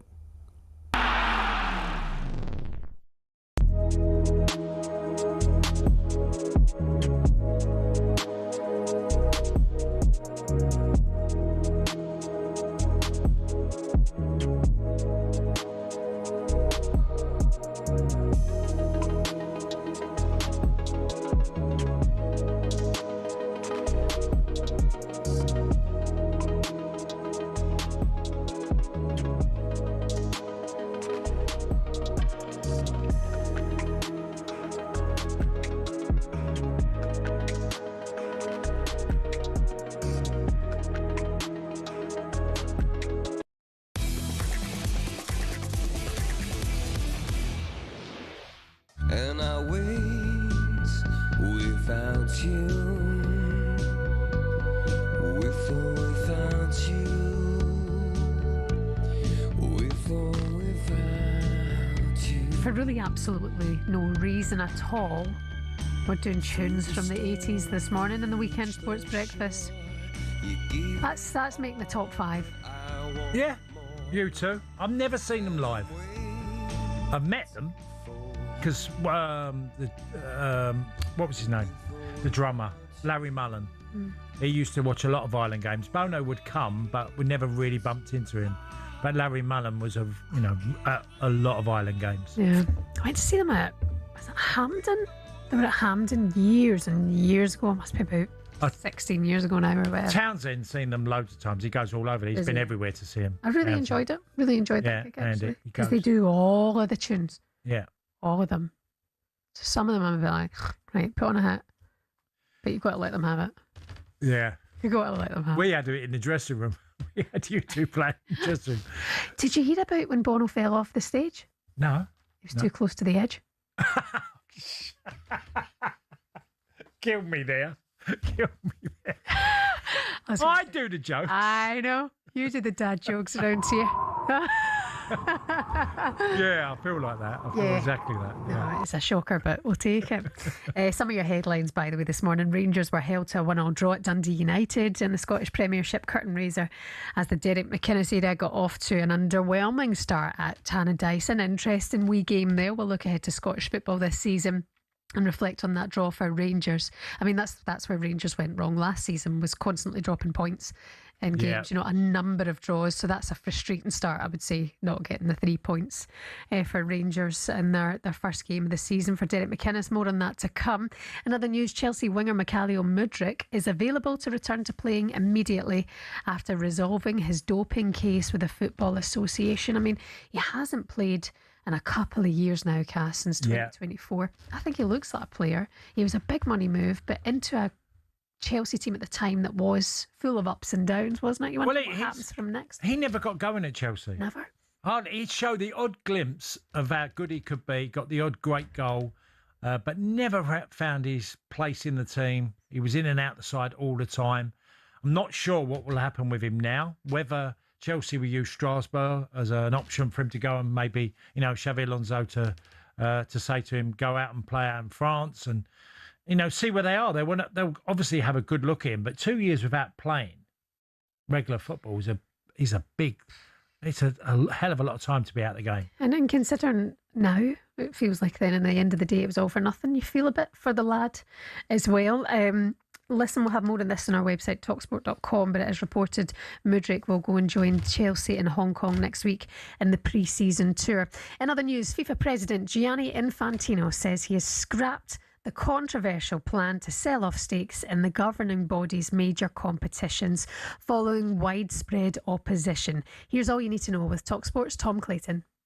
At around midnight, we got the news that FIFA President Gianni Infantino was scrapping the proposal to create an enterprise in which stakes could be bought.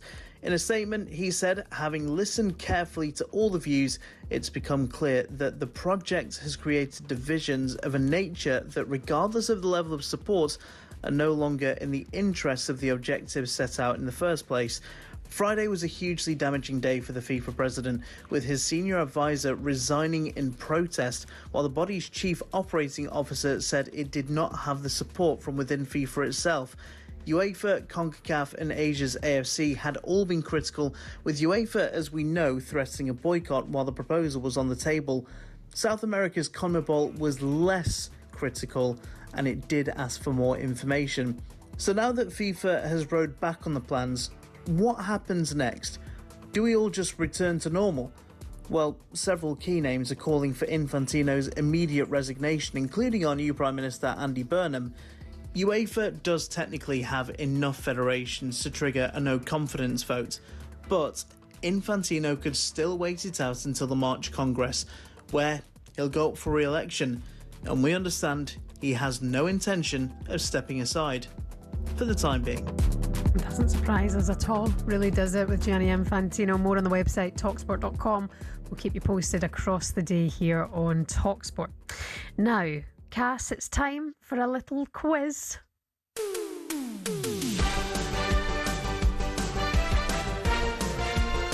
You a Mastermind fan? Are you a quiz fan? Do you sit? I reckon you and your mum watch quizzes together. Funny enough, we did yesterday with my mum. Yeah, because I've been looking after mum. Yes, yesterday and. Which one did you watch yesterday? We watched The Pointless. Oh yeah, it's the classic, isn't it? Yeah, I watched Pointless yesterday with She loves it. Loves a quiz. But as you get older, people do, don't they? Yeah. You ever been invited on a quiz show, Cass? I've done questions sport. Did you? Years ago, yeah. Years ago when I was at Aston Villa. We should dig out a clip of that. I've been asked to do others. I did a show in Ireland, which I was. It was called At the End of the Day, the name of the quiz. It didn't last very long, though. Oh. I was the head of a team. Right, were you? Yeah. We did 8 shows in a week. So we that's too much quizzing. 2 a day, of sort of 2 a day. Oh, Your brain melt by the end of that, wouldn't it? If it's 8 shows a day. It's a lot of that. I'd be dead. Yeah. Show 1. Brain exploded. I'd like to see you on House of Games, Cass. I think you'd be quite good on that. What's House of Games? Richard Osman's House of Games. Yeah. Oh, he does. I think it's now Michael Tough Sheets. one. What's the one that Vicky Corrin does? Yeah, only connect. That's a tough one. that's a I'm a tough quiz one. expert. My You're a special quiz nerd. subjects on quizzes would be quizzes. See, Sam actually is. I can say this, can't I? You're hoping to create a quiz at some point. You can say that if you like. That's on Sam's bucket list. It is. He is. I actually created one, but it hasn't taken off just Maybe yet. we just do it on talkSPORT and then we'll see how it does. What do you mean? We We've will got to do the quiz. If we start doing your quiz on talkSPORT, see how it flies. Not a bad idea. Yeah. Okay. Let's start. that for Not next now, though. Not today. Well, the reason we're talking about quizzes is because this clip has resurfaced of Go on. talkSPORT's Troy Deeney, who, by the way, has been on fire of late. He's been off X for quite some time just because it's not the healthiest place to be. And he appeared back on X a couple of days ago to find a clip of him trending when he did Celebrity Mastermind. And the celebs all get to choose their area of expertise. And Troy Deeney found his area of expertise to be Spider-Man trilogy. Expert, But not so much an expert. Here's how it went down for our Troy on Mastermind. Let's go. In the first film of the trilogy, a young Peter Parker is bitten by a genetically modified spider while on a school trip visiting which university? NYU? No, Columbia. By breaking his promise to watch her perform in what stage play after he gets involved in an armed car chase? It's just one play and then they kick her out. It's gone out of my mind. I'm going to say something in you. No, it's the importance of being earnest. Being earnest, yeah. Troy, at the end of that round, you have no points. I love how he laughs as he walks off as well. You have no points at the end of his expertise round. So, Cass, you and I are going to be put. Well, we're not expertise. I've just had to pick a subject. By the way, those questions were hard. They were tough, actually. I mean, you're not just a Spider-Man fan there. You're a Spider-Man nerd. Yeah. You think it would be kind of, that right. what's Spider-Man's real name, for example, might be quite a good Yeah. first question. Warm you up a bit. You know what I mean? Yeah. But None of that. They went Straight in. What was the name of the pub on, the sixth scene of whatever? Clive Cam- Myrie stitched him right up there, hasn't he? Cam Absolutely do. outrageous. Terrible. Thanks to the BBC for that clip, by the way. Yeah, thank you. Yeah, so I've got some special subjects for you guys, which you have chosen. Your chosen areas of so-called expertise. Cass, you've chosen The Life of Brian, Film, Monty yeah, Python the film. comedy that I've always loved, yeah. And Shebahn, you've picked The Real Housewives of Atlanta, which is a tremendous subject. And by the way, Shebahn is always talking about the Real Housewives or wherever. She isn't is. it? It's just escapism. I don't care if you judge me. I love it. All right, and it's real life. Who'd like to go first? Whoever. Do Housewife first. All right, we'll do you first then, Shebahn. Okay. We'll put 60 seconds on the clock. You'll have to tell me when the timer runs out because I've not got my headphones on. I should probably plug them in. And see at the very, very end, can you tell me how many points I've got in a Troy Deeney? I will. In fact, what I'll do is I'll wait till the end to reveal who wins out of this. So here we go. Ready, Ed? Let's go. Right, name 2 of the original season 1 housewives. Phaedra Williams and Nene Leakes. You need to name another one. That was 2.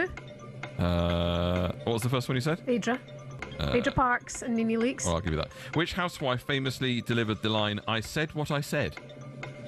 Don't know. In The Real Housewives of Atlanta, what does holding a peach signify? Georgia Peach. Home of the Peach. All right.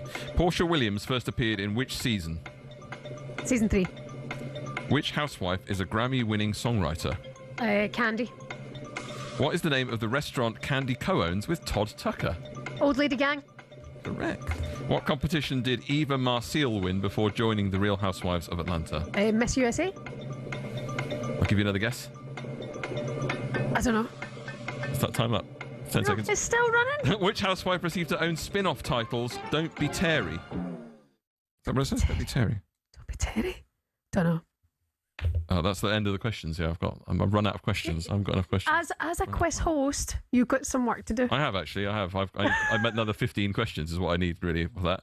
Anyway, that's not a bad effort, Shebahn. Not bad. I'm not going to reveal your score just yet, but we'll move on to you now, Cass. All right, go on. A minute on the clock, please, Ed. Thank you very much. And we're off. In which city is Brian accidentally born instead of Jesus? Jerusalem. What is the name of Brian's mother? Oh, I don't know. What political group does Brian join? Is it the Judean People's Front? Correct. What forbidden word triggers the stoning scene? Oh my God. Yes, Jehovah. Correct. What is the name of Pontius Pilate's close friend with a speech impediment? Bigger stickers. What phrase does Brian incorrectly paint on the palace wall? What? Sorry, I didn't hear that. What phrase does Brian incorrectly paint on the palace wall? I don't. Oh, I can't, something about the Romans, but I can't remember. Which People's Front of Judea member declares he wants to be called Loretta? Oh, that's it's Eric Idle. He plays the part. It's Eric Idle. The character he plays, I can't remember what one it is. Can't give you that. What is the name of the song sung during the crucifixion scene? Always look on the bright side of life. And Pass. one more question. What does the Roman... Time's up. Time's up. Time's up. I can't reveal the last question. What Time was is the up. last one? Well, the last one is, what does the Roman centurion force Brian to do after correcting his Latin grammar? Well, he has to write on the wall, doesn't he? I need to watch this movie. Basically, write it 100 times or 1,000. Actually, that is correct. If we'd been allowed that question, you would have won 5-4, but actually ended up being a 4-all draw. Oh, we're not bad. What was Eric Idle one? Stan. Huh? Stan. Oh, right. Okay. Yeah, that was. I knew it was Eric Idle, but I couldn't remember which one. Yeah, very good. That's good effort, that team. 4, that's not bad. So at the end of that round, we have 4 points. Both scored 4 points. Better than Troy Deeney on Spider-Man. Oh, that tickled me. Troy, God love you. Welcome back to X. How about that? We need to do some kind of tiebreaker later on. Stan, yeah. I couldn't remember. Yeah. I know what you're thinking as a listener right now. We both need to get out more. And by the way, the point of that quiz was not to be anything to do with football. It was other areas of expertise. Exactly. And what would you do if your specialist subject? If you were go sport related, would you do your team, Manchester United? I'd probably do women's football. I'm a nerd. I'm a nerd for women's football, yeah. What would you do? Would you? You wouldn't do the history of the Republic of Ireland? Well, I didn't think I could be allowed. That's a bit unfair. I played for them. Yeah, but it doesn't mean... That's so true. That's true, actually, yeah, I suppose. Yeah, that's probably too true. close, You're isn't it? banned from that, right? If I got it wrong, I'd really look stupid, wouldn't I? We could give Cass football and he'd still get it all wrong. Hey, Sam, thank you very much. You're listening to the Weekend Sports Breakfast here on talkSPORT. Coming up next, former Paralympic champion Johnny Peacock will join us to discuss the Commonwealth Games up in Glasgow. Good morning.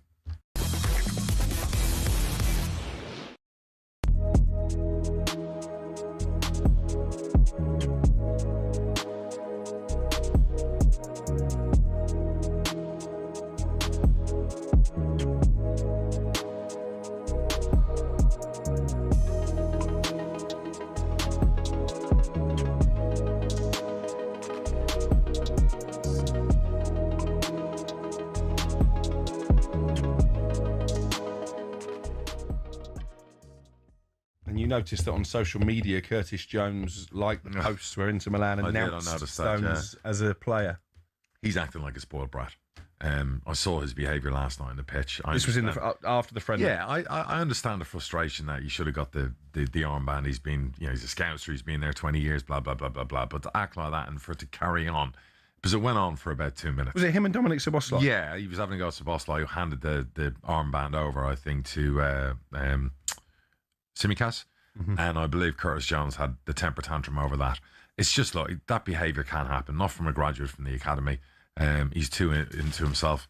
So if he wants to go, source of his frustration, not so much the captain's armband in a pre-season friendly, it's the fact he wants to leave, is it? Yeah, okay, so he wants to leave. Well, okay, now Liverpool have to get the best deal for the football club. That's how it works, okay? You don't get to throw your toys out of the pram and do it slowly, knowing him, and then act like that. I just don't understand it. You're playing for one of the biggest football clubs in the world. You came through the system.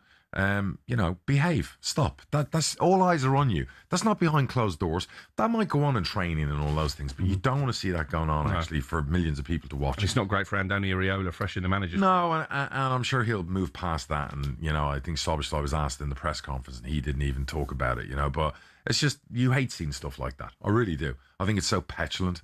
Do you know what I mean? So, and then when you're liking Inter Milan's post, okay, we get it. You want to go to Inter Milan, probably last 5 minutes out there.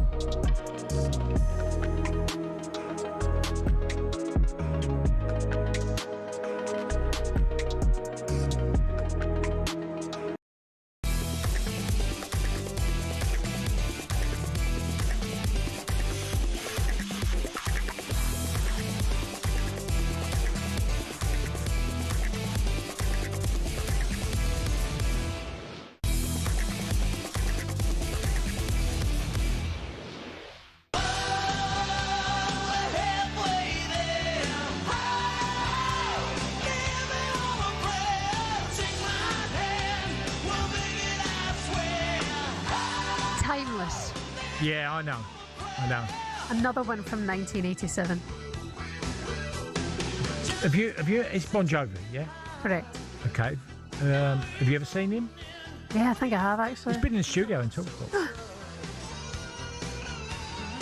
I mean, he's not my poster boy, I'll be honest. But he's got some tunes, I'll give him that. He'll go far. Powerful voice. Yeah. Now that is an absolute cracker, isn't it? Every day of the week you listen to that. Good morning, it's the Weekend Sports Breakfast here on talkSPORT. Shebahn Aherne Tony Cascarino. If you want the tunes, you can swipe across to Virgin Radio, by the way. Later on the show, we'll discuss the start of the Scottish Premiership season. Rangers got a 1-1 draw at Dundee United last night. Firstly, some of your headlines. Chelsea have been handed a £10 million fine and suspended transfer ban after admitting FA rule breaches. In other news, Georgia Hunter-Bell is eyeing an ambitious sweep of gold medals in 2026 after winning the 800-metre Commonwealth Games title in Glasgow. And also Marcus Rashford looks like he may return to Manchester United despite appearing to have played his last game for the club. On Transfer Insiders, United View TV presenter Flex says if he had it his way, Rashford would be off, but we can't be too hard on him. Let's not act like players haven't made mistakes. It doesn't have to be the end of them. Now, I do agree, though. The bit where I do agree with Lynchy is that it's where Marcus Rashford's head's at, and that's what does worry me. Because I actually do think, when it comes down to it, if I could choose a scenario, I would actually choose for us to part ways. Okay. But when we think emotionally and we get quite charged up, what happens is we forget about the reality of the situation. And the reality of the situation is that we, Manchester United, gave Marcus Rashford a 300-odd grand a week contract, right? And we're struggling to shift him. Flex there giving his thoughts on Marcus Rashford possibly returning to Manchester United. Do you think he would fit back in, Cass, or do you think that ship has sailed? I think Michael Carrick will find out in the first week of training whether he fits in. He'll look at him, he'll watch him, his demeanour, and then take it from there. So he deserves to prove himself again? Well, look, we said earlier, we always feel like you have to give someone another opportunity, a chance to redeem himself at Old Trafford. Whatever happened there, obviously being a local lad and getting into the team, being given these incredible contracts along the way and not playing to the, if you're getting paid as the highest paid player at the football club or one of them, standards are expected. And there's no doubt in my mind that Marcus fell below them standards. He's had, I think, 7 or 8 seasons at Old Trafford. It's one or the other. But anyway, say 7.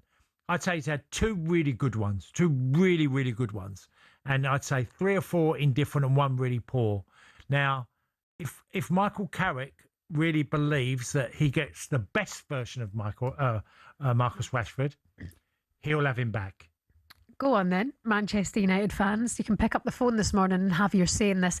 Do you think this is a headache that Michael Carrick does not need? Or does Marcus Rashford deserve another opportunity to play at Manchester United? Over to you, 03717 223344 is the number. You can pick up the phone, have your say. The phone lines are open. Does Carrick give Marcus Rashford another chance? 03717 223344 if you want to give us a call on that. We'll do your calls later on this morning. In other news, we've reached the closing stages of the Commonwealth Games in Glasgow, with England equalling their best medal haul in the boxing. It was also a golden night for England's Georgia Hunter-Bell in the women's 800-metre final. She is a queen. Here's how it sounded on the talkSPORT network. Billings is trying to chase her. The others are trying to get there as well. There's a huge roar in this main stand at Scotstoun, but it's Georgia Hunter-Bell. No one's going to beat her. No one's going to get past her. Lillian Adira's not going to get there. Georgia Hunter-Bell is the Commonwealth Games champion.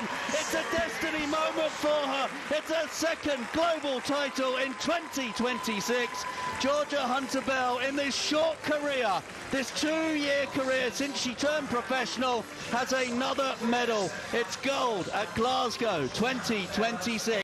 Brilliant stuff for Georgia Hunter-Bell. I mean, like you say, in the 2-year career since going professional, it was COVID that got her back into running. She did a park run, 5k run, got herself back into it, left her job, is now winning golds. Incredible stuff. We can be joined now by Paralympic gold medalist and TNT sports pundit Johnny Peacock is with us now this morning. Good morning, Johnny. Hi, Johnny. Good morning. Morning, guys. How you doing? Yeah, good. Thank you. How are you? You enjoying good old Glasgow town?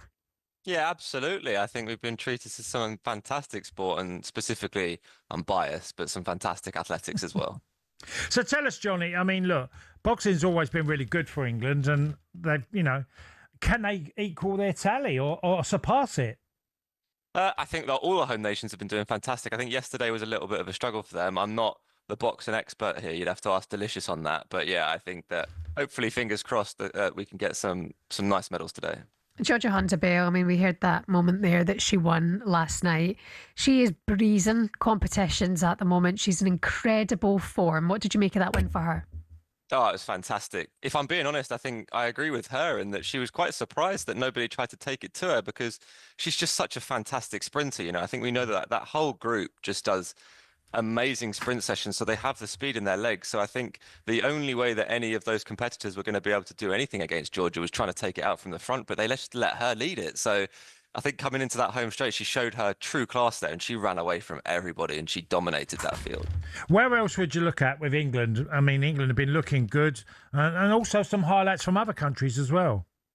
Yeah, I mean, obviously for me, I'm the athletics expert, so I'm going to look at the track if we're looking for England medals. And I think today, being the last day of athletics, we are going to have, I think, quite a lot of medals. There's, I think, 8 gold medals up for grabs this morning, and there's 11 tonight. So we've got 19 medals in total today at the track, along with all of the relays. And I think England always do great at the relays. We've got the mixed 4x4 in for the first time here at the Commonwealths, and England looked really good yesterday in the heats of that too. So yeah, I think today's going to be a very successful day. And Johnny, we always get nostalgic, and I've seen that the Commonwealth Mile returns.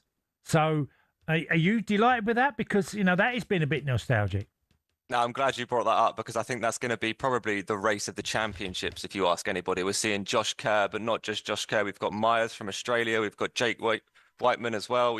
There's so many people in the men's mile that I think just look absolutely fantastic. And I think that's going to be an absolute dogfight. And we're also seeing the women's mile for the very first time, which is about time. Oh, yeah, very well said, Johnny. Listen, it's been great to have you on. Go and enjoy yourself today, and we'll catch up with you again soon. That's great. Thank you. Cheers, Johnny. Bye-bye. Brilliant stuff. Johnny Peacock there, Paralympic gold winner. It's nice, though. Like the mile was so important for a period of time. And then sort of taking over with the 1,500 metres. And it's nice. It's always great when you see something come back. Like saying he's buzzing to hear about that as well. It's been great up in Glasgow. You can catch all the latest today from the penultimate day of the Commonwealth Games over on talkSPORT 2. You can watch every event of the Glasgow 2026 Commonwealth Games exclusively as well on TNT Sports, and all HBO Max plans in UK and Ireland. We'll also have the updates here on talkSPORT across the day. This weekend sports breakfast on talkSPORT. 03717 233 is the number to call. Manchester United fans, you can have your say on Marcus Rashford. Do you think he should return to the club? Is this a headache that Michael Carrick does not need? 81089 03717 223 is the number to have your say, and we'll get you on next. Coming up, we'll head up the road and assess the first weekend in the Scottish Premiership. Good morning.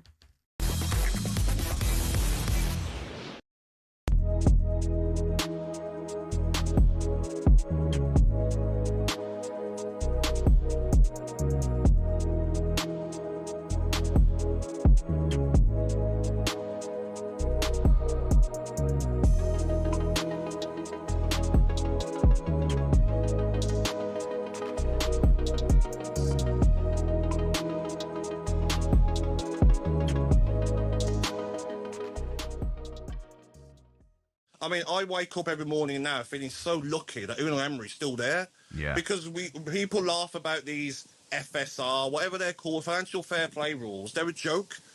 Look at Aston Villa, right? Finish in the top 4, win the Europa League, and then your best player, Morgan Rogers, leaves. Why can't Aston Villa keep hold of their best players and then say, we're going to get to spend 150 mil like Chelsea, Man City, Liverpool, Arsenal, and then why can't we go and challenge for the title? These rules, they're there to keep the so-called top 6 there. Yeah. And this season coming, the so-called top 6, they call it, will finish in the top 6. I'm sure of it. Gab, Aston Villa, with what they're able to bring in, I'm going to be able to challenge. Gab, I've had a conversation with you. This time last year, that Unai Emery, this time next year, we'll be lucky to have Unai Emery as the manager because Gab, it's great on every manager. Gab, I've had a conversation with you before, and I've said that if a big club like Manchester United comes in for your manager or players, they'll leave. And you're like, no, that would never happen.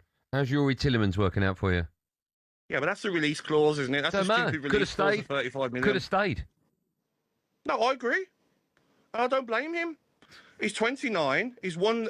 He scored a great goal in the final Europa League. Manchester United are a bigger club than Aston Villa. I understand why players would leave Aston Villa, but what I'm saying, Andy, is how, if it's Everton in a few years, if it's Sunderland, whoever it is that wants to try and break into that top four and try and do amazing things as a football club, you're restricted.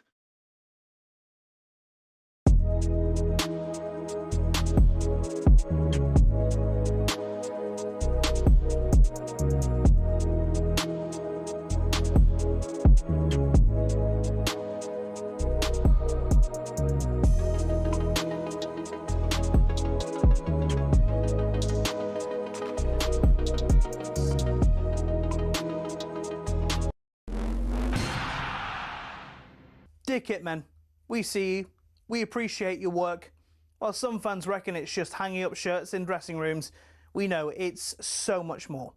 A football team's kit is its identity, its uniform, what sets it out from the rest. But it doesn't clean itself. That's not just the shirts, it's the shorts, the socks, the training gear, the boots, the other bits we sort out behind closed doors. Who's the one digging around in that smelly, stinky laundry basket at full time? Yeah, it's the kit man. They have a lot to work on in a week, from laundry, fixing damaged kit, repairing holes, cleaning boots. Then they pack the van and take everything they need off to the stadium, ready for game day. They don't get a lot of help when they get in the ground too. Kitmen are the ones unloading a full squad's worth of boots, kit, medical bags, and all the bits the players and coaches will need between the start of the day and switching off the floodlights at the end of the day. First thing they do is organise each player's kit. Make it easily accessible in order to avoid any dramas on match day. Once everything's in the right place, it's into the dressing room, lay everything out, put players' nameplates on the right locker, all the things you don't even think about on a match day. Once the players arrive, if anything needs doing, they call the kit man. In the meantime, it's on the kit man to help set up for the warm-up. The coaches don't always have time to lay out all the cones and put the balls in those weird triangle piles you see. As the warm-up is underway, the kit man then becomes a glorified ball boy, chasing stray shots and passes, making sure they aren't lost in the crowds. They eventually do the tidying up too, getting everything off the pitch before kick-off and assist the ground staff with any last-minute things they may need. After that, it's last call for the players. Then, at kick-off, they can breathe a sigh of relief for a few minutes, sit back and watch the game, enjoy the fruits of their labour. At half-time, check everyone's okay and everything's as it should be, and then wait for full time. Once the final whistle's gone, it's time to pack everything down, get the stuff that needs to be washed in the laundry, pack up the van, back to the training ground, and ready to do it again next week. Of course, each club differs, and different staff members will have different responsibilities, but we pay tribute to all of those who do it, whether it's the glitz and glamour of the Premier League or a cold Tuesday night in Stoke.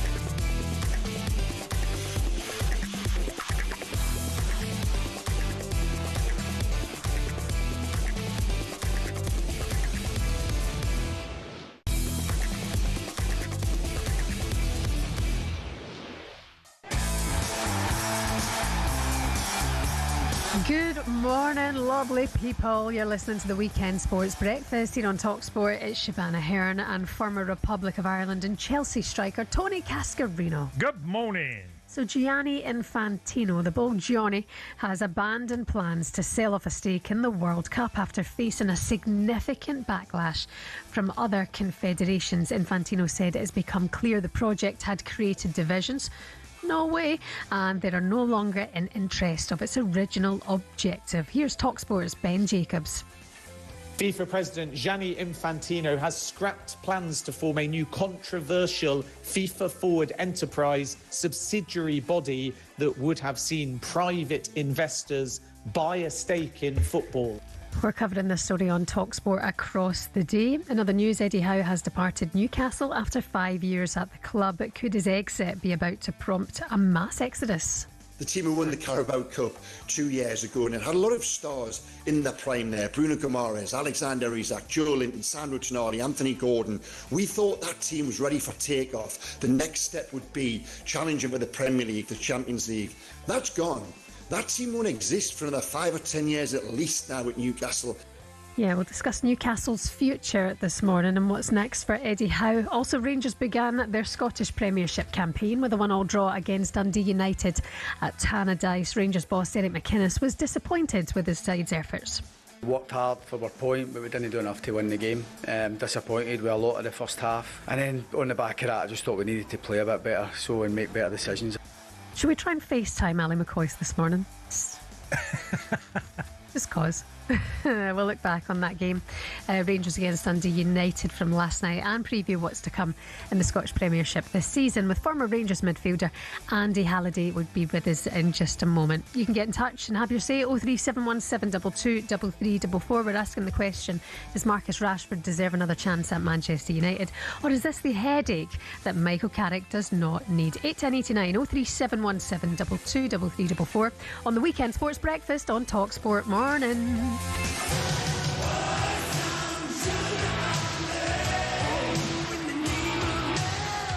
Oh, yes, Cass, swing those hands in the air, babes.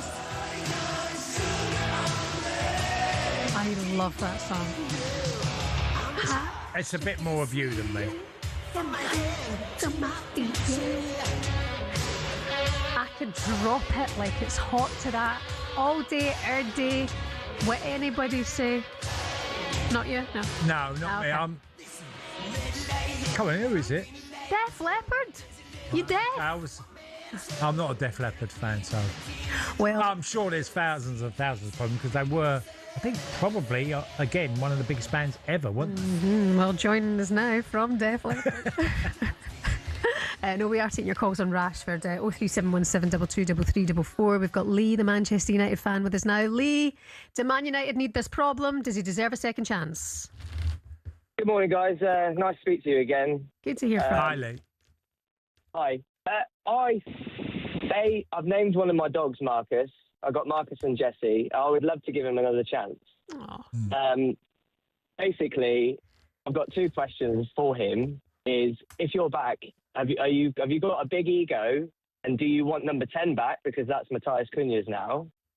And the other thing is, are you going to work as hard as you did when you were in form, and how hard you worked for Barcelona? Because I think he's a weapon down the left, through the middle, and I would take him back.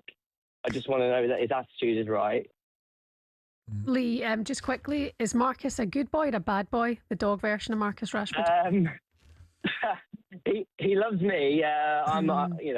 He is not friendly with other people. No, he barks a lot. He barks a lot at the other dogs. But you need a feisty Marcus, really, don't you? Yeah. Marcus Rashford.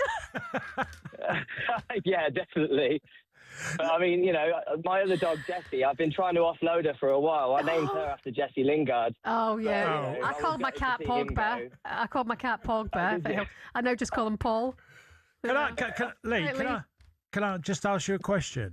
Or more of a point, really. But imagine if Marcus come back, won over the United faithful again, You know, because he has been there and he's had some, he's had at least 2 seasons where he's been really good for Manchester United. But imagine if he came back with all what's gone before and he suddenly puts in his best performances at 28, 29 for the next 2 years.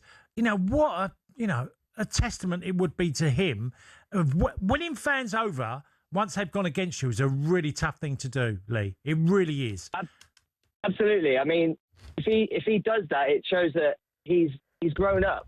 Yeah. He's grown up a bit since he's had a couple of bad managers that didn't, obviously he didn't get along with, and I wasn't happy with either of them either. Mm-hmm. 'Cause Yeah. when I spoke to you 18 months ago, I was optimistic as to whether we were going to beat City or not, and talking about long throw-ins and stuff like that. But obviously, if he comes back with the right attitude, you'd definitely take him. Yeah, because he is on his day. He's brilliant. Listen, Lee, thanks very much for your call this morning. You can keep these coming in. We'll do them across the show. In other news, Rangers were held to a 1-1 draw at Dundee United in the Scottish Premiership curtain raiser last night as Derek McInnes got off to an underwhelming start at Tannadice for the Gers. Celtic get their campaign underway on Monday night. And could already go 2 points clear of the rivals, but we won't speak too soon. Let's look back on this now with former Rangers player Andy Halliday with us this morning. Good morning, Andy. How's things? Hi, Andy. Good morning, guys. How are we? Yeah, we're good. Andy, first of all, what did you make of last night in the 1-1 draw?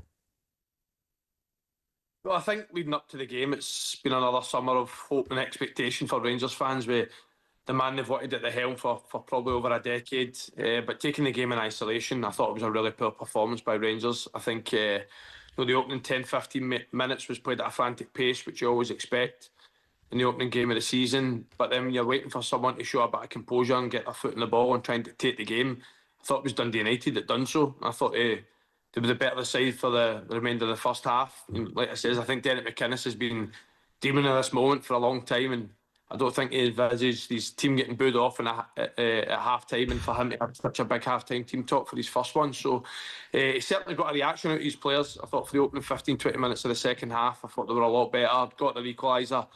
Then again, I thought the game really fizzled out into pretty nothing. So for the 4th consecutive season, Rangers have dropped points at the first hurdle. And Andy, his assessment after the game was there's a lot of work to be done at the football club.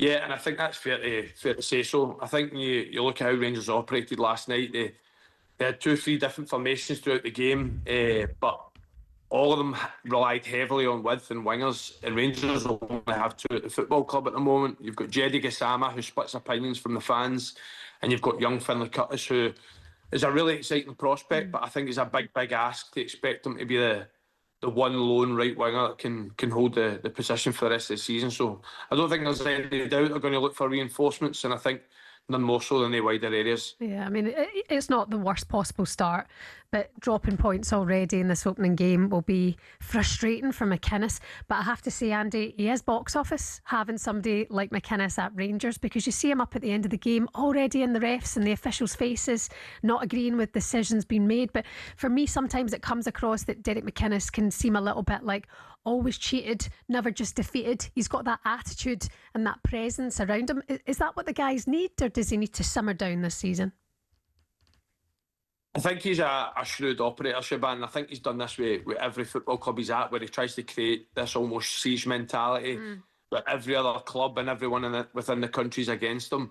And I think that's worked on occasions. He tried to create that towards the end of the season for Hearts last season as well, before they fell at the last hurdle. But there's one thing Derek McInnes has always been. He's always been someone that wears his heart on his sleeve. And I think the Rangers fans respond to that. I think they've been quite frustrated with the way Danny Rule spoke in press conferences and Giovanni Van Bronckhorst spoke in press conferences recently. But I think with Derek McInnes, like he says, I think he's going to be box office. One of the main things I've been looking forward to coming into this season is the fact we've got Derek McInnes in the Rangers dugout and Martin O'Neill in the Celtic dugout. And I can only imagine what the first Old Firm game is going to be like with the press conferences. Well, next up for Rangers is the Europa League game, European match, obviously.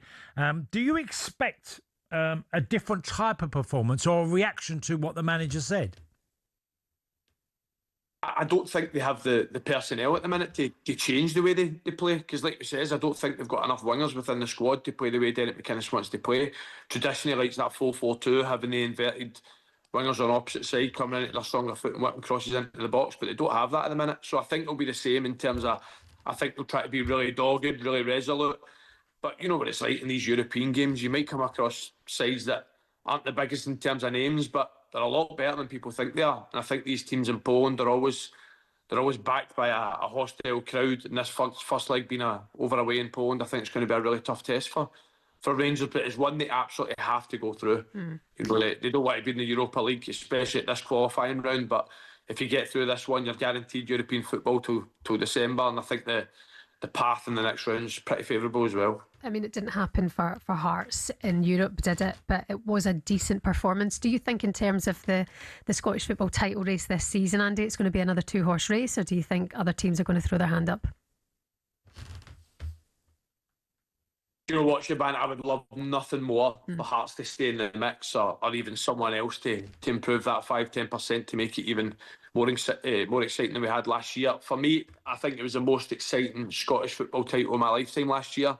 And I think a big part of that was the Hearts story. You know, 40 years since someone outside Rangers and Celtic won the league. And they led the season for, I think, in the end, it was something like 39 weeks. And with 3 minutes to go, they lost it in the dying embers of the game. And I thought it brought so many new eyes on Scottish football. I thought it was so exciting throughout the course of the season. But I just can't see Hearts. You know, Tony Bloom, his first press conference, he wants to win the league by 10 years. For me, Hearts will never get a better opportunity than they got last year.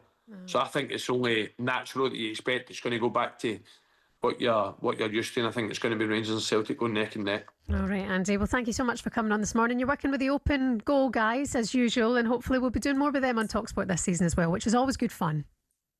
Yeah, I can't wait. We're only recently back from New York. Still got a wee bit of jet lag. So I'll catch up in some sleep and then I'll look forward to seeing you guys in the studio. Lovely stuff. Thanks for coming on, Andy. Cheers, All the Andy. best. Bye-bye.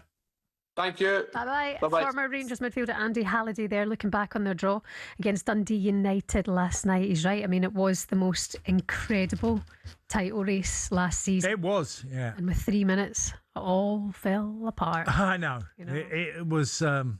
in some ways, it was really good for the SPL. Hearts fans won't feel that. No, they feel heartbroken. Yeah, absolutely, yeah. And rightly so, they feel heartbroken. They were leading for so long over the course of the season. I know. And then for Celtic fans, it was like the best title win of all time. You know. Well, the last one is always the best one. This is it. Listen, you can get more of the updates on Scottish football here on talkSPORT. Today, you're listening to the Weekend Sports Breakfast. Coming up, we'll get the latest odds from Quarrel, and shortly we'll get into some of the new rules and regulations facing us as the football season begins. Will we finally see the end of time wasting? More on that to come.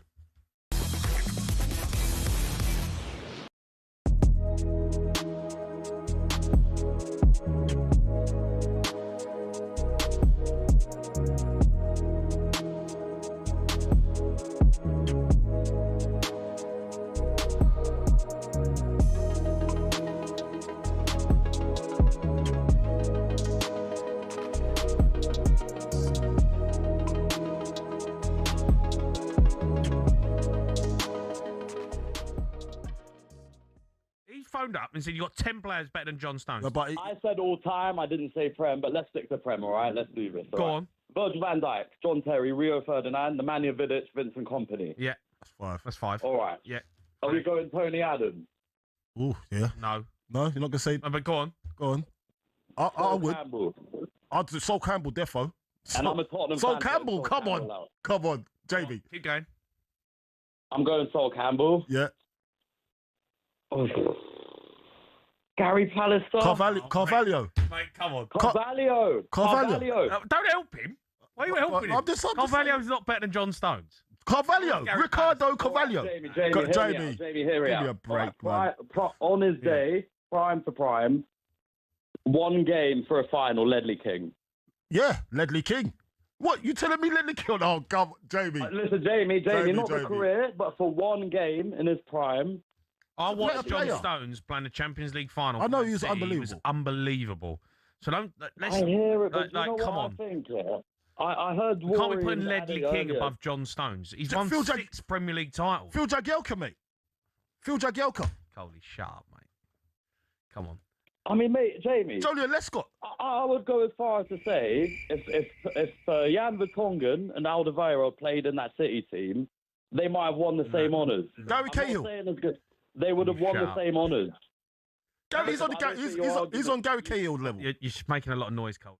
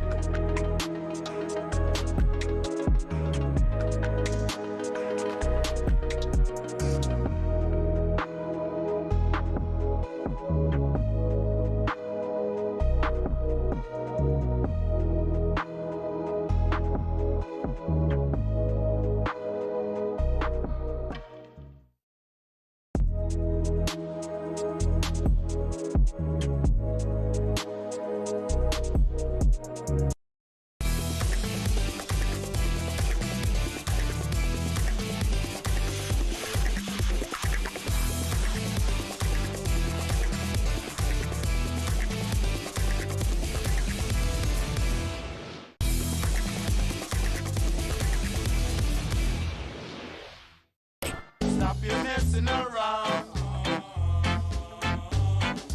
Better think of your future. It's meant to be an 80s. Time is straighten right out. No. Because this is not 80s. This is 79. Is it? This is definitely 79 because I saw the specials in the Lewisham Odeon. And by the way, it was quite a feisty night because there was a lot of West Ham and Millwall fans in the Lewisham Odeon that Spicy. night. Quite a feisty night. But I saw these specials. Terry Hall, great band. Yeah. I mean, I've never heard of it, I'll be honest. A message to you, Rudy. But I'm sure it was a tune. It's the Weekend Sports Breakfast here on talkSPORT. You can come and watch us, by the way, on the YouTube channel or on the smart TV. It's Shebahn Aherne and Bromley's finest, Tony Cascarino. This is a message to you, Rudy. Yeah. Rudy's a name that's doing the round. Yeah, it's quite common Rudy's again, now, yeah, it's quite common. A message to you, Rudy, by the specials. On the night, can I just quick? Oh no. I saw Madness, Specials, and Bad Manners all on the same bill. Oh, that's a pretty good gig then. Yeah. I've heard of Madness. Yeah, Bad Manners were another sort of two-tone band. Buster Bloodvessel, whose name was the lead singer. Haven't we all? Childbirth. Don't. Sorry, too much information. This is going around because women's golfer Charlie Hull has come under fire for this viral clip, which is showing her pranking her caddy. Oh, go on. With the scratch cards. So she got a bunch of scratch cards, knowing that they would all win, right? Right. £100,000. So he thinks in this video, she's filming him, that he's won 100 grand. Right. And she's wound him up. She's got the scratch cards. They're jokes. They're joke cards. And he's like, that's it, I'm done. I'm not coming in tomorrow. All this kind of stuff. And then in the end, it's a complete bam up. So it's a big hoax then, yeah. Yeah, but people are actually coming for Charlie Hull, saying that, you know, she's an absolute disgrace and how could you do that have a with some- humour. Oh, God, the world has gone nuts if you can't wind people up now. There's a brilliant hoax, by the way, in basketball, where literally a guy gets blindfolded and he has to throw the ball from half the court. All the audience are in it before the start. Right. Where if it goes in the hoop, you win $500,000. It's hilarious. And he thinks he just throws it, goes nowhere near the hoop. Right, misses, and everyone's up roaring, cheering. He runs around the court. Yeah, like thinks he's won $500,000. Then his mate interviews him as he comes there, then shows him the clip of him missing. It's brutal. It's brutal. See, that's more brutal than Charlie Hull. Yeah, because miles more brutal. But literally, the whole crowd have been told beforehand, you must cheer. They're going to literally... Yeah, it's just complete hoax. Brilliant. Brilliant. Yeah, Charlie Hull having none of it. I saw her press conference yesterday. She's like, listen, loosen up, lighten up a wee bit. It was a wee joke. And she's right about that. Time now to get the latest odds with Coral. The Coral Daily Download on talkSPORT with Coral. Celebrating 100 years of rewarding the fans. We're here for glorious Goodwood. T's and C's apply. 18 plus. Gambleaware.org. A man who's fond of a prank or two, Dave Stevens, is with us. Dave, how would you react to that when you think you've won $500,000 and then you've got to rock up to work the next day? It was all a big joke. Well, I mean, we do it quite often actually at work. You know, we say we've won bets that we have and everything. So I think when you play by those rules, you've got to expect to be done yourself, haven't you? Yeah. So the caddy now doesn't want to get mad. He just needs to get even. But just going back to that song, Cass, the specials, you're absolutely right. 1979. And Shebahn, I can't believe you didn't know the song. Come on. 1979? How old are you in Camar? Well, okay, but you remember the Beatles and Elvis Presley, but you weren't around when they were around, were you? Yeah, but we hear them all the time. You're telling me the specials are getting rolled out as much as the Beatles and Elvis is? But all I want to know is, why did they play that song? Is the caddy called Rudy? What was the link? I don't know. All I went off and I just went off one and started talking about the specials and the concert in Lewisham. His name is Adam, so no link to that. But apparently, I messaged you, Adam. It says about messing around in the lyrics. So a nice wee tenuous link for you this morning.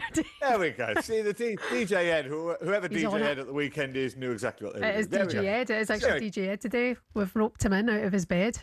Saturday morning.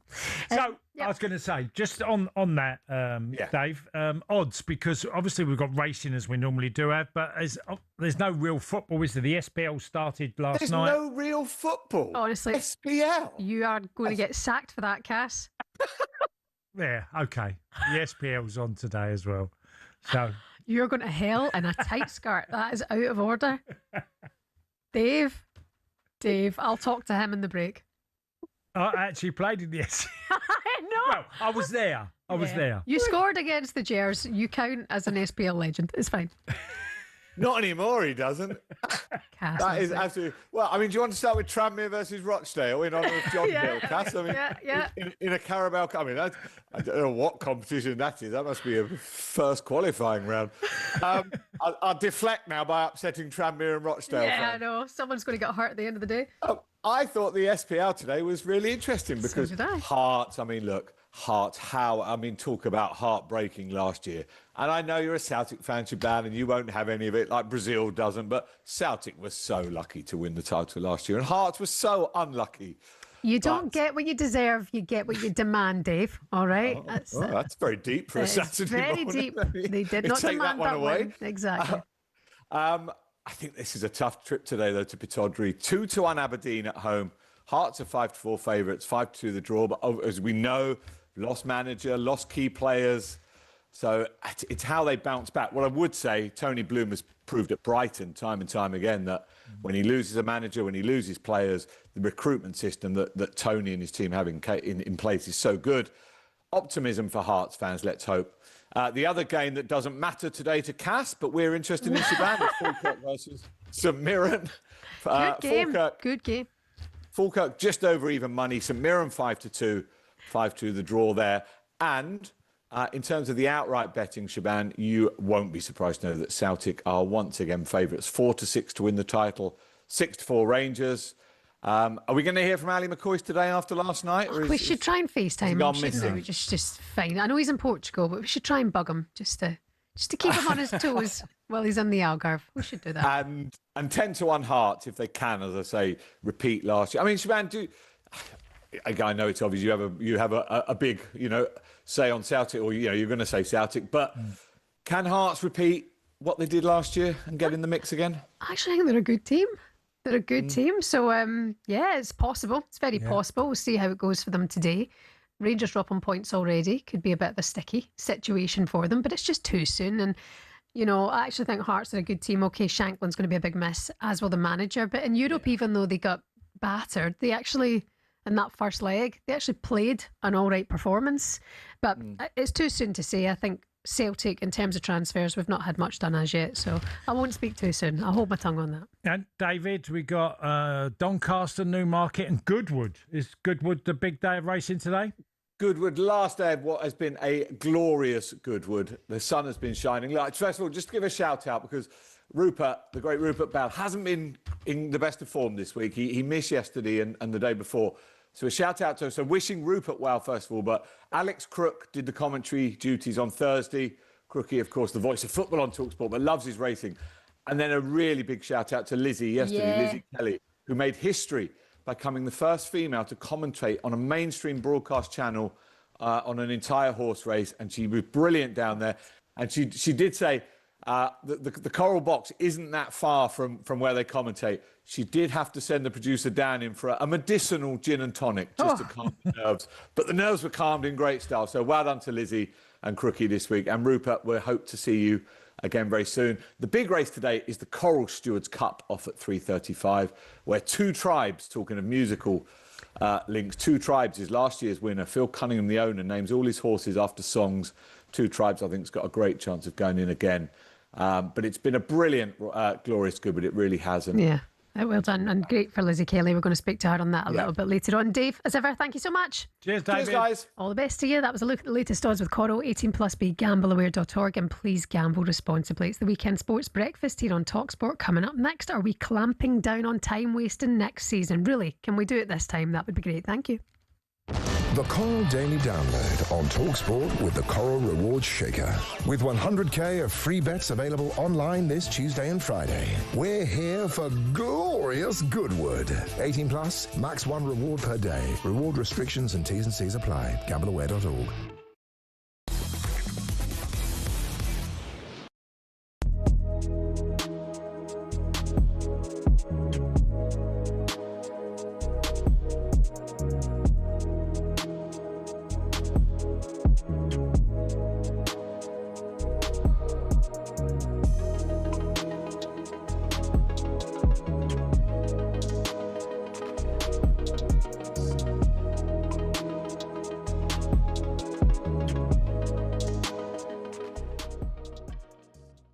Staying with Liverpool, there are some reports that they have now made a formal offer worth £100 million for Bradley Barcola. I reported a couple of days ago that Barcola wanted to make the move to Anfield, but you've not been too inspired by this possibility. No, I'm with Jamie Carragher in the camp that I saw him the other day talking about it. We have like 3-4 left wingers already, players who can play there. We need to fill the void by Salah. Frimpong was meant to help with that, but we know he's got medical injury issues last year and not quite what we like to see out wide right when he did play. We need a right winger. It's concerning. And we're going out and we're getting another pacey player who plays on the left majority of the time. So unless Rio's going to get put on the right, you know, square pegs, round holes, all that kind of thing. I don't know. I don't love it because of the money.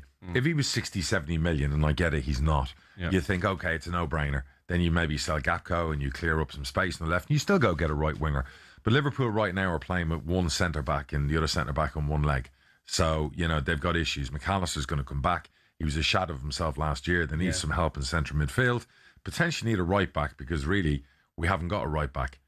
Frimpong's obviously going to play in Joe there, Gomez is now else. going to miss the start of the season. Yeah, that's Joe Gomez. God bless him. You know, could have been a world-class defender, but obviously injuries have stopped that. So Liverpool have got a lot of holes to fill. So, and you got to start a right wing to fill Mo Salah's, departure. So it does concern me that we're going down this rabbit hole where we might end up paying, I don't know, like the Weirds money, you overpay, and then does the player adapt to the Premier League, and is it another bad signing? And it's frustrating for me.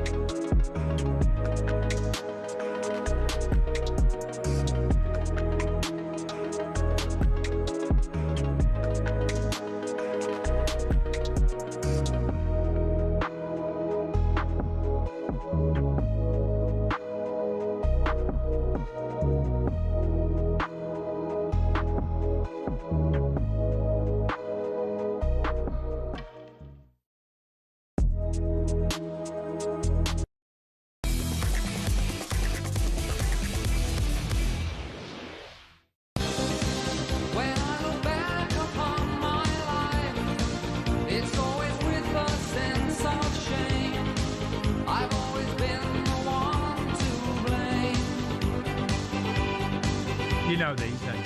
Surely.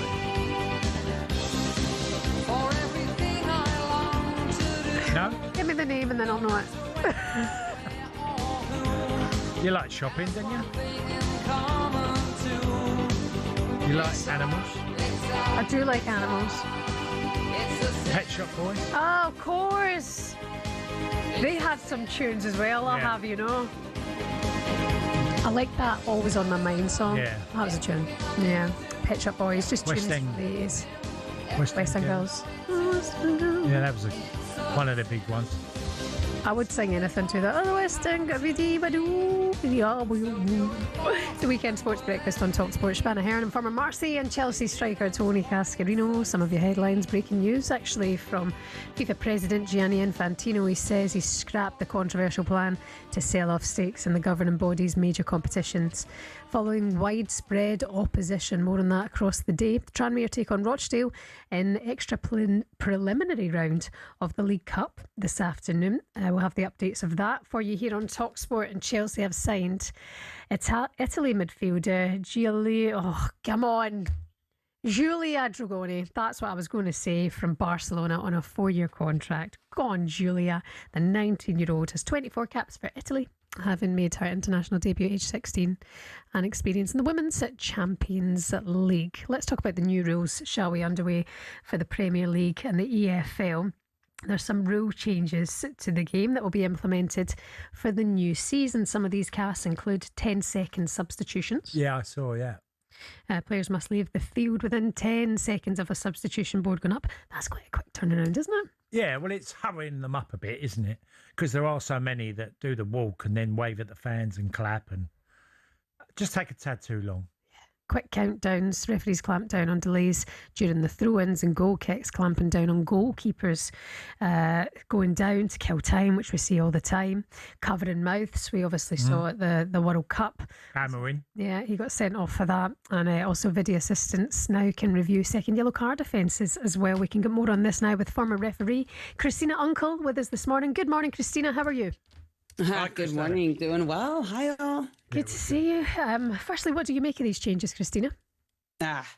Some of them are very good, right? They are tying around the principle of how do we keep the game going? How do we keep the speed? And how do we stop reducing and eliminating these delay tactics that we saw not just last year, but it's something that's consistently happening around the world. And we've seen some of these new laws implemented just in this past World Cup, but also we've seen it around the league. So some of them are very, very good, in my opinion, particularly the one surrounding the substitutions and having to leave the pitch within 10 seconds. That one has shown to be pretty effective. And you'll see very quickly that the players will have to adapt, which will prevent that delay when they're trying to slow down the game and walk across the entire pitch. So excited about some. Others will be interesting to see how it's applied, particularly around the goalkeepers. Yeah. Christina, just tell me, because obviously every year there's changes. Whether it's 5, whether it's 7, whether it's 3, there's changes every season. So the referees have always got a challenging, predicament in front of them. No, you hit on the head, but it should change. And not always necessarily there are law changes, but we always have something particularly called referee points of emphasis. And here specifically in Premier League, PGMOL, now ProRef, uses something called football principles that the league itself has started. So I think one of the things I do appreciate that Premier League does is that they issue a survey at the end of each year to all of the football stakeholders, as you can imagine. You got players, clubs, referees, administrating, to basically assess and survey what laws that they want to see and or what issues that are coming up and or what protocols in VAR do we want to expand. So a lot of these law changes come in conjunction with others involved into the game in Premier League, not just the officials making unilateral changes. Is there anything you would like to see differently? Anything that you think would save time or maybe make the game better? Because you know the one that we bang on about here at talkSPORT, everyone hates VAR. This expanded VAR, do you not think that in the end will slow the game down more? Yeah, VAR is in a place where I think that we saw in the World Cup was really, actually not even borderline. I think it actually was re-refereeing the game, and it's not going to be it's not going to be included in Premier League this season. I think that's one thing I do appreciate. There are optional VAR expansions that could be had versus ones that are mandatory. So a mandatory VAR protocol that has to be adopted by keep calling them PGMO. This pro referee analysis is a change of name is going to get me, but the pro ref is the VAR protocol to review a second yellow card for that red card issue. That one I think everyone's fine with because we have seen, right, second yellow cards that should not have been given that result in a bigger crime. But the ones that I'm glad that they're not implementing right now for that is where people saw the simulation. That one's not going to be implemented right now. There was debate about whether that was an unfair expansion of VAR protocol. And other ones such as corner kicks are not going to be given. Whether the corner kick was incorrectly given, Premier League is not going to be implementing that this season. So like you said, lots of changes, things you saw in the summer that are not happening in Premier League. But I think where Premier League does a good job and where the pro referees do a good job is they actually keep a pretty high threshold in VAR intervention, meaning they determine that the ref's call should always stand unless you have very, very clear evidence. So there's less, I call it re-refereeing in pro ref and Premier League than there is across other leagues. Christina, you spoke about hurrying the game up or making it quicker for substitutions, and players have to leave the field within 10 seconds. And if they don't make that, the incoming substitute gets to wait a minute. So it's like a 50-second penalty really on top. Yeah, we call it one of the ways we kind of called it when it first was implemented was a sin bin, right? For lack of a better term. That might be more of a hockey term, so I apologize if I lose the UK audience here. But the sin bin, putting them out, and it actually, Major League Soccer has used it for the past 2 seasons. And it's ironic that the first team that it was used with was the Inter Miami team and Lionel Messi and Luis Suarez. And you could definitely see that Messi did not really enjoy being put in a sin bin for a minute. But I can tell you the next time Luis Suarez was substituted out, he wasn't walking. So it is effective. In terms of the goalkeeper rule then, because there is already an amount of time that the keepers have to release the ball, what's this new kind of injury trial with the keepers?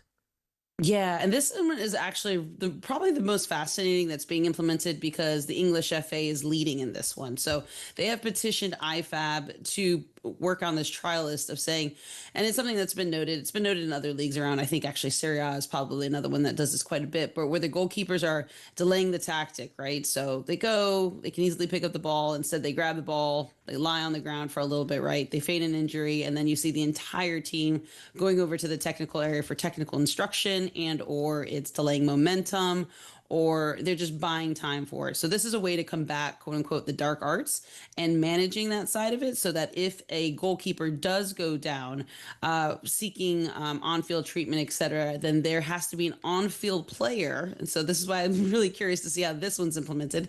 An on-field player would be required to leave for 1 minute. So that is, quote unquote, another sin bin incident if, and there's exceptions, if the goalkeeper has a collision, right, if there's a foul that's originated from it and the goalkeeper goes down for treatment, nobody has to leave. But if a goalkeeper just goes down unilaterally for field treatment, then another field player has to come off. And this one, I think, is going to take quite a bit to kind of get used to, particularly for the officials. Yeah, and I personally, I think they're looking at the second yellow card. I think it's a good thing because we have seen some very harsh, second cards that have ended up having a player sent off. They're going to take a look at that now. Yeah, they're going to take a look at that. I really like that one because at the end of the day, and just a reminder too, right, the first yellow card, even if it wasn't a good yellow card or a correct yellow card, won't be looked at. But that second one will. It'll avoid those real frustrations of injustice. And it also kind of, one of the things I wanted to expand a little bit too is, right, particularly we saw it very much here with Cucurella is the hair pull, right? So these, second yellow / and or potentially straight direct red cards, they're going to be taking a look at under the new VAR protocol, which is something that wasn't allowed before. But we saw it in the World Cup. We had one incident of it. Sorry, right now I'm blanking on it, but we had one incident of it where it was reviewed and taken back. And I think everyone's fine with the justice of it. Yeah. And one of the other, changes that's going to come in is a 10-game ban for those found guilty of discrimination, which we've seen happen before a number of times in the football pitch, but a minimum of 10 matches. Yeah, and this one actually falls with the English FA. So this isn't something with the Premier League or pro refs, but actually sits with the FA, moving that automatically from 6 games, as you mentioned, to 10 games minimum. So now we're staring at 10 games with the opportunity for any kind of disciplinary committee or panel to accelerate that if there are mitigating factors. So I think that's fair and I think that's fine. This is something clearly we want to stamp out of the game. And I think when you treat it too low automatically, it at least, gives people the opportunity to say this is at a higher level and it's really making a statement. Okay. Christina, thank you so much for your time this morning. Thank you. Of course. Good morning. Thank you all. Thank you. All the best. Referee and expert Christina Uncle with us this morning. I mean, I like the World Cup in terms of how it was all officiated. It felt like all the referees kind of were able to let the games go. It felt there was less. Yeah, I think what you're saying, Shebahn, is handing it over a little bit back to the referees. Yeah, and you wondered if you were going to see that this season in the Prem, but it's not really filtered through like that. No. Every year you get a list of new laws in the game. And some of them people will agree with, and there's others that you'll think really harsh. But look, if it improves the speed of the game, because there are players who quite clearly feign injury or waste time when they're leading a game, and when they're losing it, they're all in a rush. So I think football's just trying to get on top of that. Sure. You listen to the Weekend Sports Breakfast here on talkSPORT. Coming up next, we'll speak to the first woman to commentate on a horse race for a major broadcaster. It's our Lizzie Kelly. She's with us next.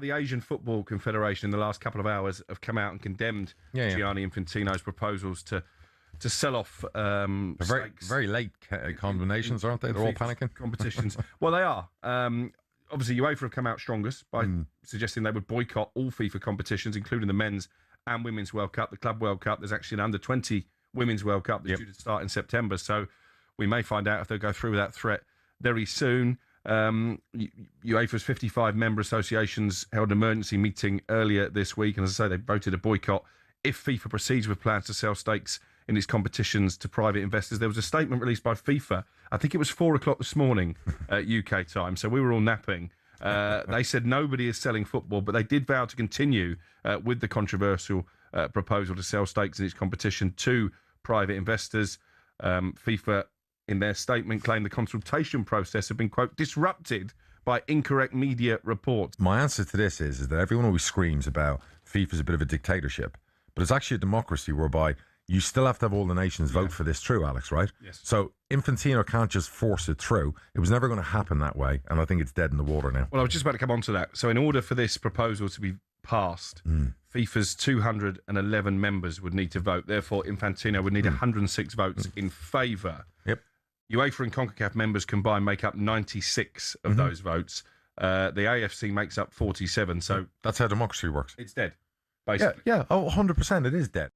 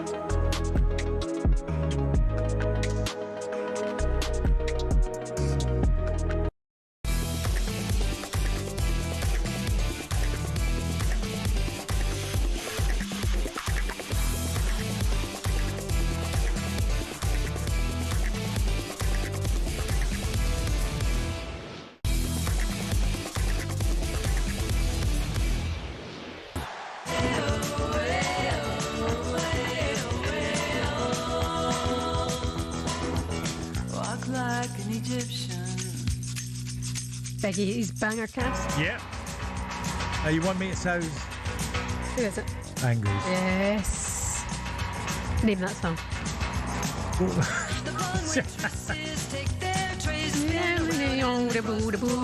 Good morning, it's the Weekend Sports Breakfast here on talkSPORT. We're just playing songs from... Is this 87, Ed? It is DJ Ed. Just songs from 1987. Yeah, I don't know why. Why did that come about? It's the year you were born. Yeah, we... Shebahn Aherne and former Marseille and Chelsea striker Tony Cascarino with you in the Weekend Sports Breakfast. Some of your headlines, breaking news. Overnight, the FIFA president, Gianni Infantino, says he's scrapped the controversial plans to sell off stakes in the governing body's major competition following widespread opposition. I mean, it's all over online and stuff like that today. It's made some of the papers this morning. Yeah. FIFA allies turn on Infantino. Key executive denounces project of one person. Senior advisors have resigned as well. It feels like he's one man on an island cast. Do you think he can stay and battle it out? Or if he come up with this idea, he would have obviously been in the ears of other people within FIFA, whether they think it was a good idea. So, because he wouldn't want to take it surely to all the federations and then suddenly put a bombshell in. Why would he do that? He'd want to know. He must have thought he had a good chance of it being passed through. You mentioned this earlier on, that there's been one man who is a huge character in sport here in football, Arsene Wenger, who's remained very quiet during all this. Yeah. I mean, he's been with FIFA, and he's been. You see him at every game, don't you? When we was in the World Cup, he was there, and he's such a football man. And I've also felt when I was listening to the story, I was thinking, I wonder how Arsene Wenger feels about this. Yeah, because he's going to get questioned. There's going to be people who are going to say, did you know that this was the intention of, for Infantino? Was you agreeing with it? He's going to have to. Somehow, because he's such a big character in sport, and a guy that was very, much. You always felt the love of the game through Arsene Wenger, the way he played, the way he conducted. He was a pioneer with, bringing in so many different things to the English game. So, I'm sure people are going to ask Arsene Wenger what he thought about it, or what he thinks now. Yeah. About the idea. Interesting. We're going to keep you posted in this story here at talkSPORT. And also on our website at talksport.com. News came out yesterday as well that Mikhailo Mudryk has been cleared to return to football after nearly 2 years of doping hell.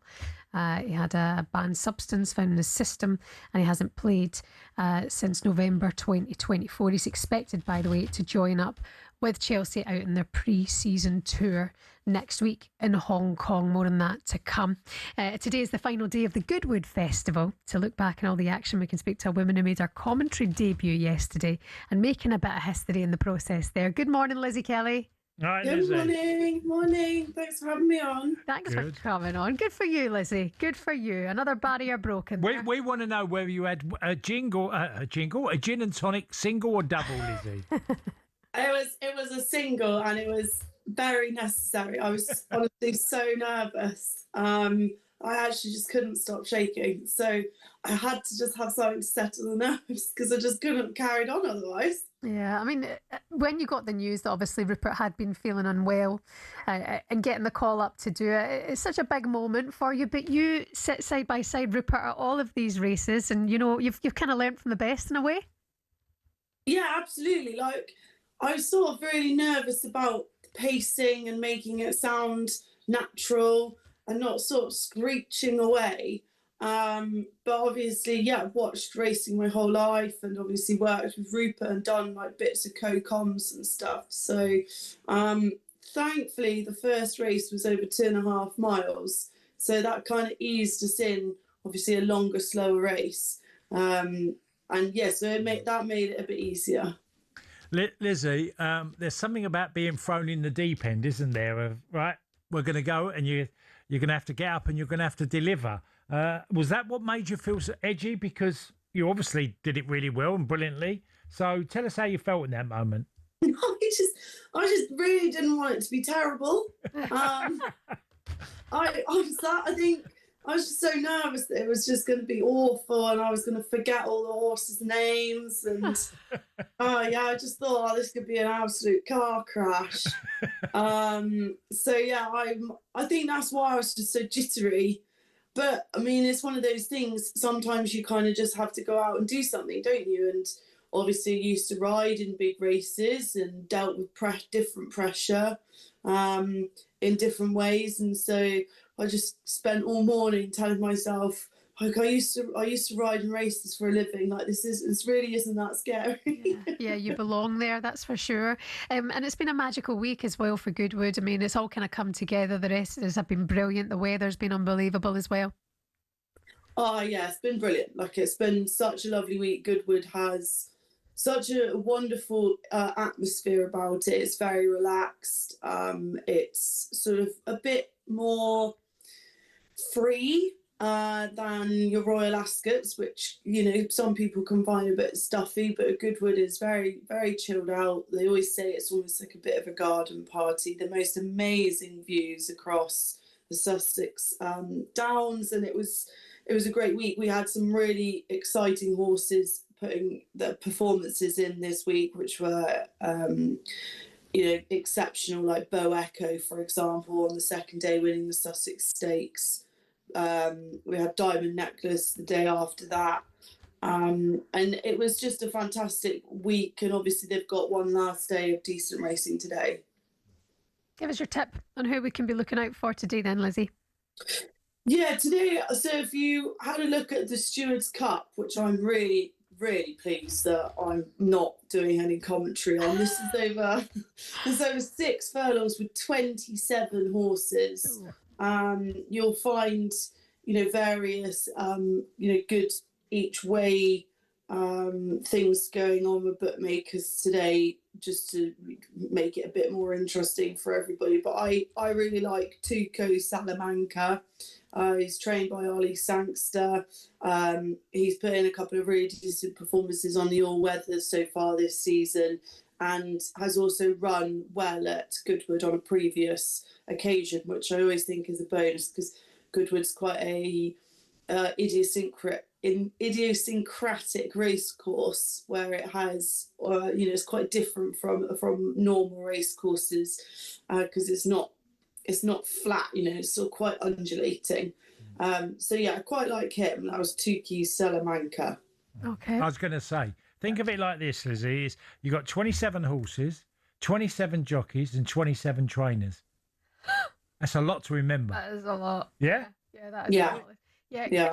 Kick back with the G&T and watch that one, Lizzie. Take it easy on yourself. Listen, you're too hard on yourself. A lot of our listeners are getting in touch this morning saying you were incredible. Congratulations to Lizzie when you speak to her. This one's from Glenn. Absolutely excellent commentary from Lizzie yesterday. So a lot of love for you. There's one here from Rupert Bell. Don't get ahead of yourself, Lizzie. I'll be back very, very soon. Listen, great to have you. Well done, Lizzie, and have a good weekend. Thanks so much, Cheers, guys. Lizzie. Have a good day. talkSPORT elite racer now turned commentator Lizzie Kelly with us there. Coming up for you on the next hour on the Weekend Sports Breakfast, we're going to be chatting more about Gianni Infantino trying to ruin football. Gianni Infantino has scrapped plans to form a new controversial FIFA-forward enterprise. We'll talk about Manchester United and how they'll get on next season. If he has to go back to Manchester, then Michael's the right one to try and get the best out of him. Yeah, we're talking about Marcus Rashford, and we're taking your calls as well. 0371 722 3344. Does he get another chance, or is this the headache that Michael Carrick does not need? You're listening to the Weekend Sports Breakfast on talkSPORT. Good morning to you.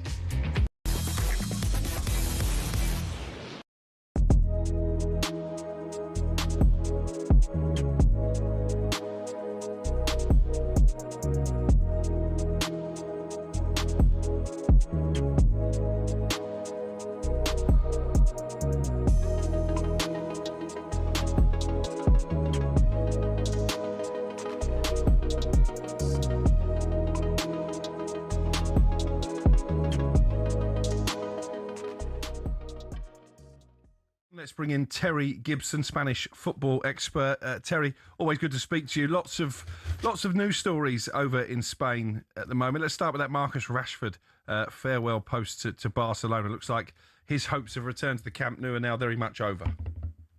Yes, it does, and I think it was a blow to him when Anthony Gordon. It must have been kind of awkward when the England team met up for the World Cup when Anthony Gordon had already completed his move to Barcelona. Marcus Rashford's future was hanging in the air, and then they signed Karim Adeyemi. So it's not going to happen now for Marcus Rashford. I have to be honest, I'm really surprised. I thought it was a good value in terms of the transfer fee, and I thought his form last season was as good as you would expect, and he couldn't have done any more. He scored some important goals. He actually effectively got the goal that won them the league title.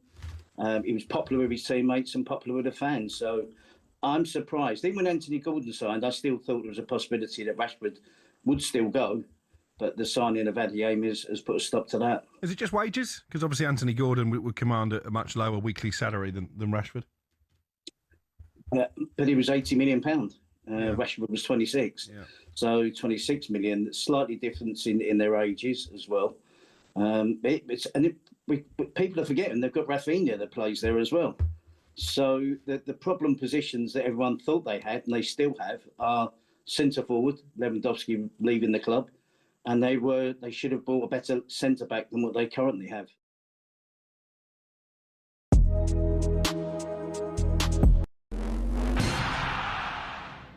Dear Kitmen, we see you, we appreciate your work. While some fans reckon it's just hanging up shirts in dressing rooms, we know it's so much more. A football team's kit is its identity, its uniform, what sets it out from the rest.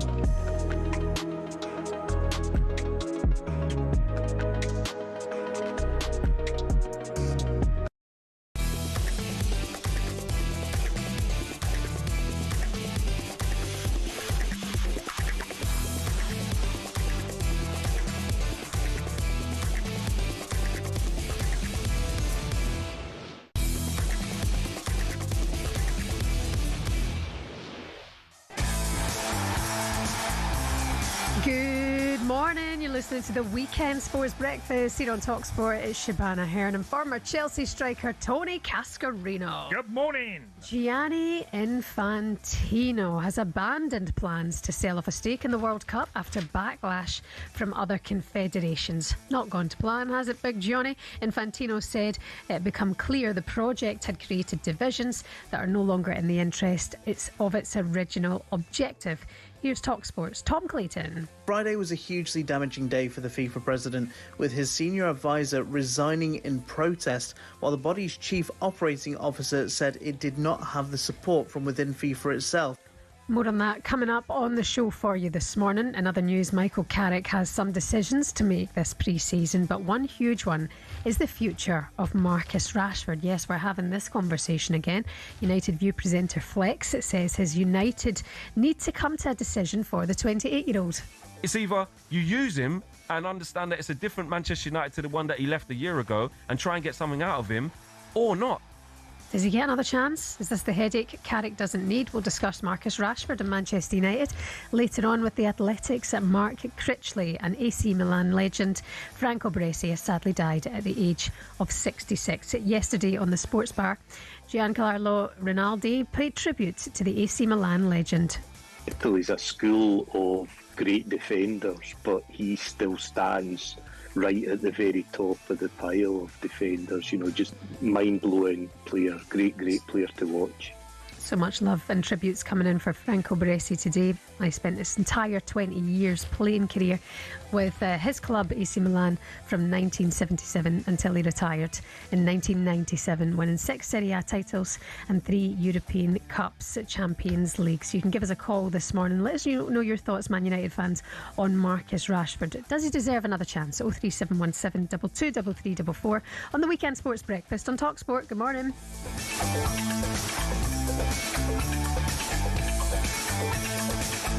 So, what was that to remind you about? My bag. Don't let me leave it on the side. New season, new man bag. No, there is a reason. What's the reason? Too hot for a jacket. I got pickpocketed. No. About 2 months ago. I didn't know. Yeah. Well, you was away.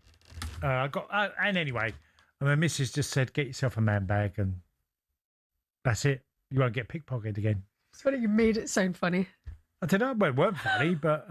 No, it wasn't funny at the time, but the man bag thing sounds funny. Oh. The way your missus was like, get a man bag. Well, no, because she's saying your pockets. So you've got a bum bag, Yeah. but the style now is not round the waist. It's kind of looped round the shoulder. Oh, I don't know. I just hidden put it underneath. Put it over me now. Just You put it on well. It's how you wear the bag. It's not how the bag wears you. Yeah, things happen in life. So what happened? Tell me. You're not allowed to talk about it, is it? No, I could talk about it. Just, I went to the bank, got some money out, and I was at the, where was it? Stratford, west side, Westfield, sorry, Westfield. And I made a stupid mistake, put it in my pocket, and it was gone. And it was so... Didn't drop it?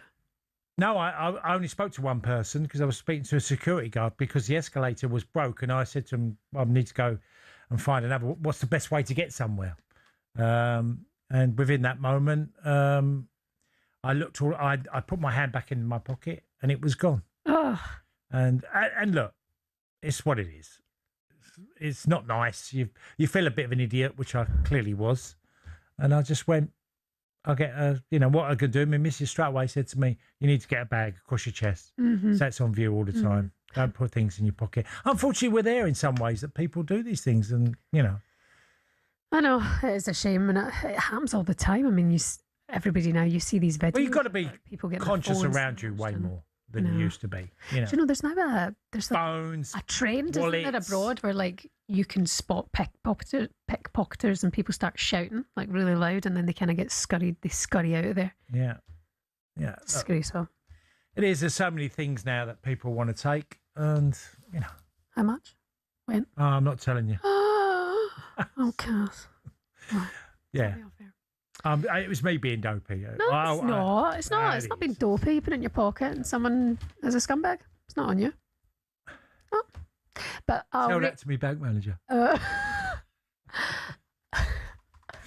I'll rate your bum bag for you later on. Okay. What else It is in started with, I've just reminded you, because my keys are in there. I've got to go and get to my mum afterwards, and I've got all the keys in there. I'll put it in there. So because I've got these shorts on and they're loose pockets. It's because every weekend Cass leaves the studio and I go, Cass, your phone, Cass, your phone, and he's deaf in one ear. Then I'll launch the phone at him. Yeah, totally deaf in one ear. I know, bless you. And skint. Okay, you're married. Right, let's focus on the Premier League this season. Couple of weeks, baby, till it's back. We'll see an influx of new managers going into their first season with new clubs. Cast a list of them. We've got Glasner, of course, at Forest, Marco Rose, and at Bournemouth, Liverpool's Andoni Areola, Fulham's Arbeloa, Ipswich, welcome Gary O'Neill, Man City, Enzo Maresca, Newcastle, Matthias Geisler is expected to be announced there, and Chelsea have Xabi Alonso. A lot of change, isn't it, in one side for the Prem? Well, there's 8 there, Shebahn. Now, out of that 8, you probably could say it's very likely that half of them will be gone by the end of the season. Do you think? Well, if you just look at the numbers game in managers, it's very likely that out of them 8 managers, 4 of them could be gone.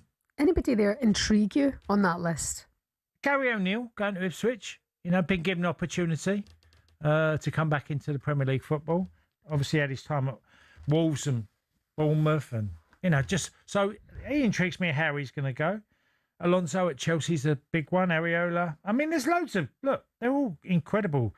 I mean, Glasner's the strangest one to me because he left Crystal Palace to a team. Look, Nottingham Forest are incredibly ambitious. One thing you can say that they will spend money to get in new players and keep trying to improve their team, but it's the owners are.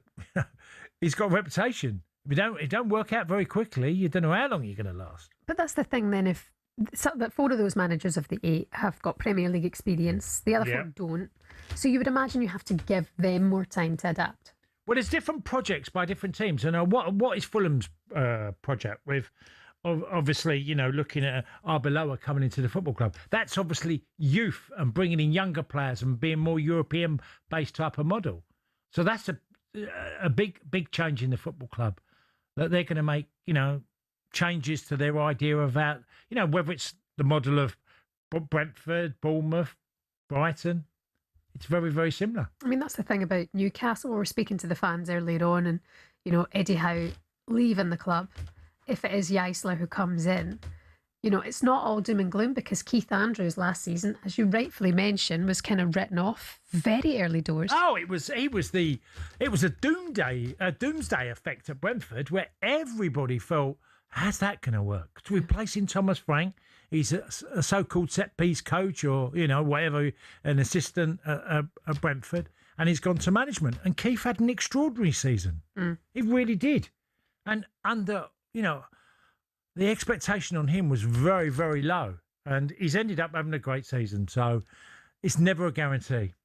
Talk to me about Eddie Howe. Do you think we'll see him in the Premier League next season? Yeah, he'll get offered jobs without a doubt.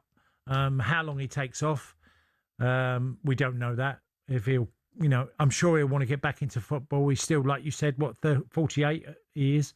So he's still a very young man in many ways as a manager. And Eddie done a great job, and I think if opportunities, like they always do, come up, Eddie will be on most... I guarantee he'll be the bookmaker's favourite about 5 times if he doesn't take a job by Christmas, because there'll be 4 or 5 managers that probably go by then. Yeah. There's some West Ham murmurs, because Amanda Staveley's been linked to West Ham. Would he go the likes of there? Well, it depends. Is it Premier League focus for Eddie Howe?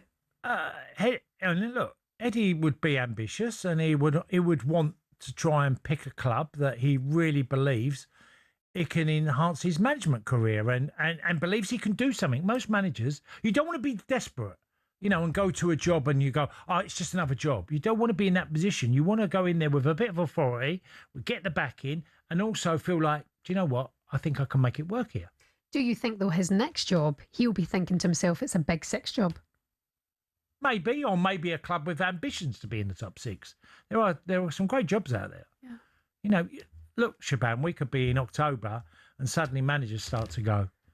And it could easily be a big one. It happens so often and comes up, and Eddie's name will be mentioned.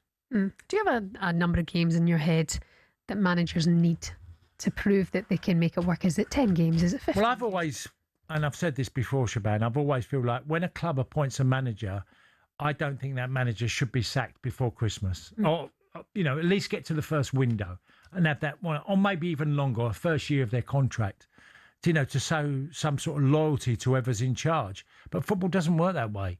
You could be, as soon as the fear of relegation, all the parachute payments come in, managers are under severe pressure. And clubs will go, we need to sack him because we need some sort of spring in their step. And there's managers that come in and save the club, keep them up.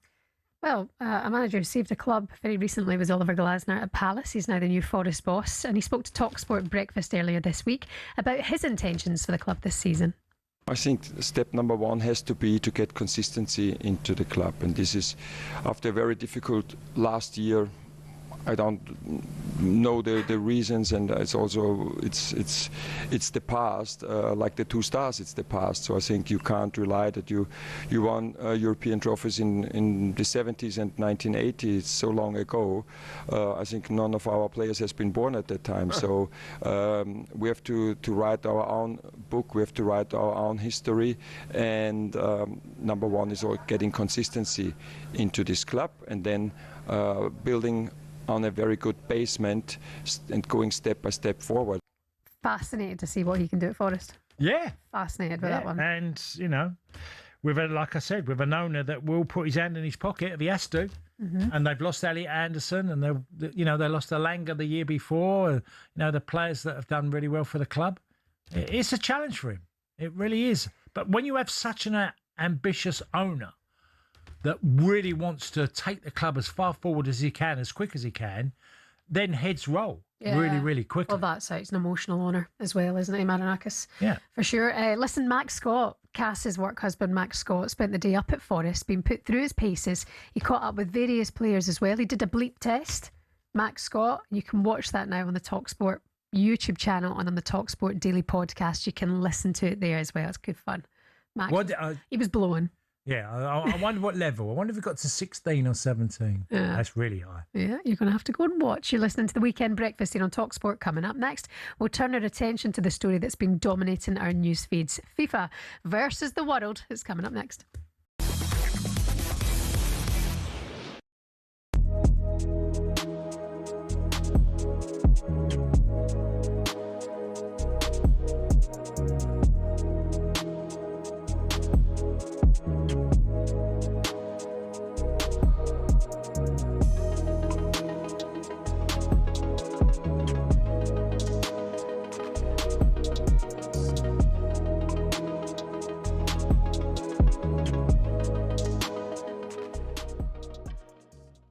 It's an amazing story, actually. It's almost a forgotten man. This is about Mykhailo Mudryk, who has been allowed to come back to football immediately for Chelsea.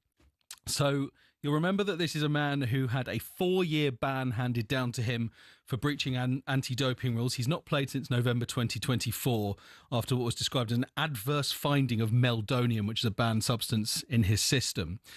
He appealed against that sentence to the Court of Arbitration for Sport, who have today said that because he accepted breaking anti-doping rules, they have agreed that the time served already is enough of a punishment. So Mykhailo Mudryk is available to play for Chelsea with immediate effect. Can he even still play football?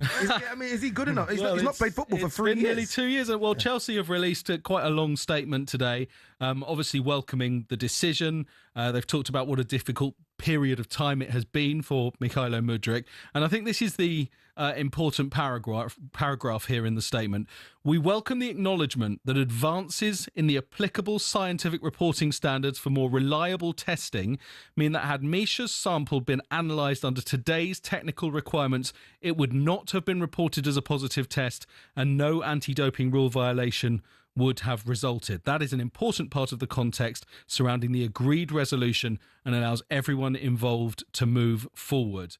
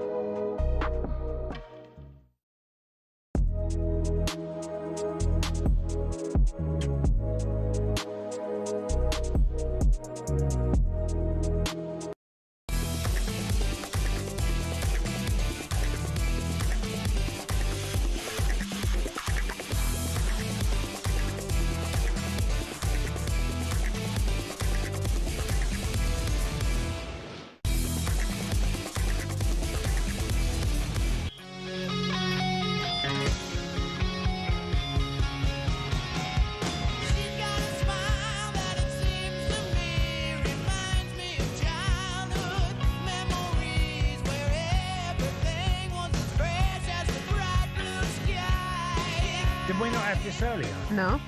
Well, we had Sweet Child of Mine earlier. No.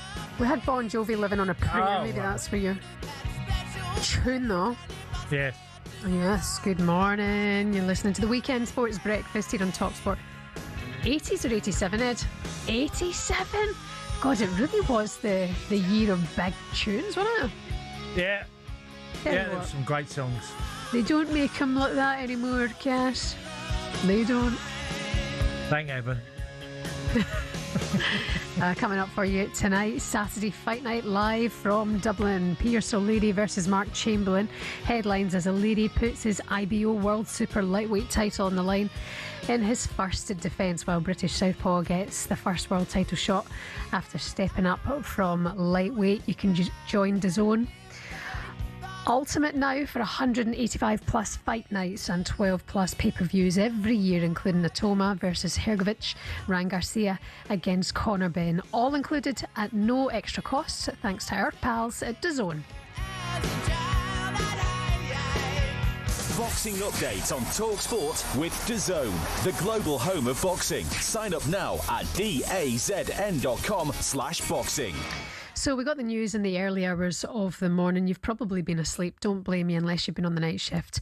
That Gianni Infantino says he's scrapped the controversial plan to sell off the stakes in the governing body's competitions to private.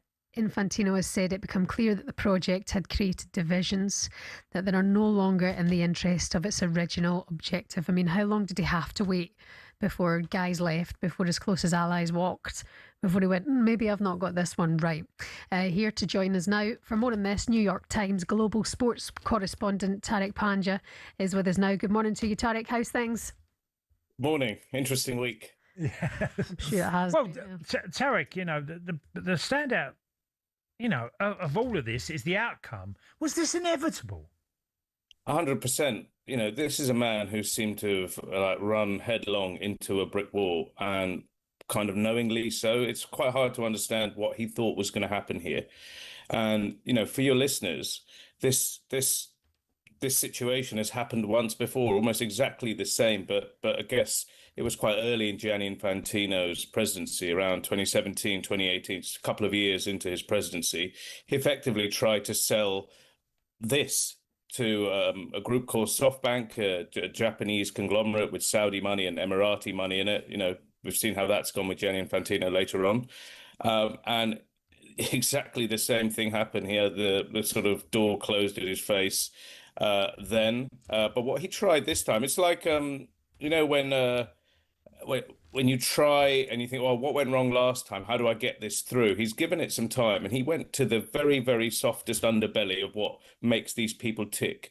And he thought, what can I do? You know what I'll do? I'm going to go straight to these individual federations and say, here's a bag of cash for each of you. So explicitly, that was the difference this time. And he thought that will get them, because it's such a culture, this of a transactional culture of football. And even that, he's completely misjudged this, because for all the kind of global impact of the World Cup, you know, the clue is in the name. There are like a handful of nations that drive the revenue and make this thing as big as it is from a commercial point of view. And it was them that he really annoyed here, namely the large European teams. You could tack on a few South American teams, and that is what the driving engine of the World Cup is. So this was inevitable.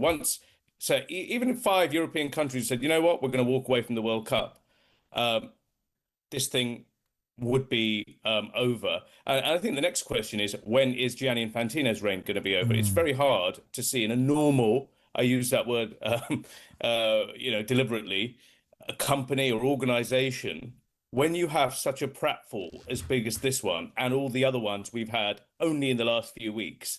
The idea that the same person can be trusted to be the face of the organisation would be unthinkable. Tarek, I was going to ask this question because, look, he tried to bulldoze it through. Now, this thing lasted from Tuesday to last night. So in 4 days, it's literally died on its feet. And now, he must have been aware that he didn't have the support, or was there people secretly that were backing him and saying, yeah, this is a good idea? Because it feels like it was an individual project. And yet, to me, I'm looking at it and thinking, how can it be how can this have support if in 4 days it's literally died a death? Well, that's a good question. There's two answers here. One is that it was veiled in so much secrecy, he didn't really road test it in a meaningful way. His closest advisors, or the senior staff at FIFA, they didn't know about this project until the day before the World Cup final. So that's July the 19th. And here we are, 2 weeks later for something so big. So they didn't know anything about this. He kept it in just a small circle and had been working in secret for months with the backers of the project, which involved obviously the brother of Jared Kushner, who of course is the son-in-law of Donald Trump, Gianni Infantino's pal. Now, eventually, obviously, this has to come out in the open because this is what the offer is, and he's blundered here. Now, the second part of this is, and I'll take you back to England's doomed World Cup bid for 2018.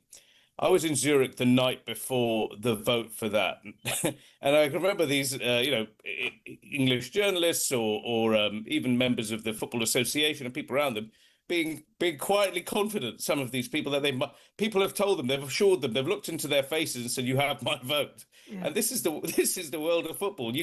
Someone could tell you anything on the telephone. This is the most transactional body. These people scurry away as quickly as possible when the wind changes. Secretly, there's going to be a lot of these FAs who would love just a handout of 20 million to put in their pocket. But the reality is, once this was doomed to failure, everyone ran in the same direction. So I think there would have been people saying, "Hey, Jenny, you know what? We like this plan." In fact, the Czech Republic FA president, he did a massive reverse ferret, didn't he? Just in this 24-hour period. I think he went on Sky News, or he told Sky News that, from a practical, pragmatic point of view, we will support this. And then, a day later, he's among the 55 European nations who are with UEFA saying no to this project. Yeah. So there's your answer. Yeah, exactly. Just very quickly, Tarek, does he walk at any point, or does he not strike you as the character that walks away from anything? I don't think this man will walk away. I think this man is having to be pushed out or removed some other way. But it's hard to see FIFA being credible in any way if Gianni Infantino remains the president of the organisation. Yeah, that's a very good point. Listen, Tarek Panja, thank you so much for your time this morning. All the best to you.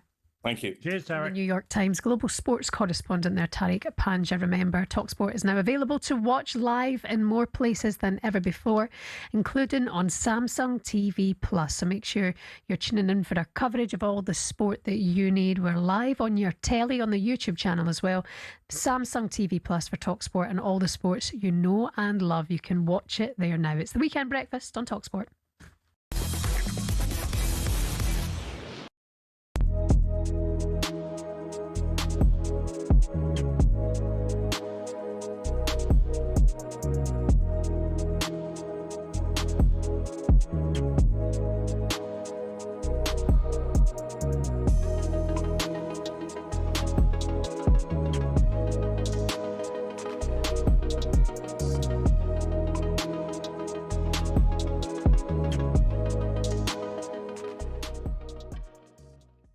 Liverpool are set to place an opening bid for Bradley Barcola, but what PSG want and what Liverpool are willing to offer at the moment seems quite far away. Yeah, there's a goal for valuation, but that's normal. PSG's starting position is £145 million, and my information is that in terms of the fixed fee, Liverpool are looking at roughly 80 million, maybe some add-ons on top. But that's the starting point. And knowing this is going to be a difficult negotiation because of PSG's starting position and the fact that they haven't signed Yan Diomande, Liverpool might need to be patient. And my expectation is it might run a similar course to Alexander Isak. And by that, I don't mean the player will agitate and go on strike. But what I do mean is with Alexander Isak, Liverpool placed what they thought was a fair offer early. When it was rejected, they waited until right towards the end of the window and the deal got done in the final hours. And you may note that Newcastle went from not for sale to 125 million, and somewhere in the middle, they were asking for 150 million about 3 weeks before the deal got done. So PSG's starting position, 145, very normal in deals for that to come down by 20 to 25 million. If Liverpool are prepared to go up by 10 or 15 million. Suddenly, the parties are not that far apart. So the first bid likely testing the water, and then we'll understand whether PSG are grandstanding or they genuinely believe that they can get over £20 million more than the deal that saw Morgan Rogers leave Aston Villa for Chelsea at 117 million.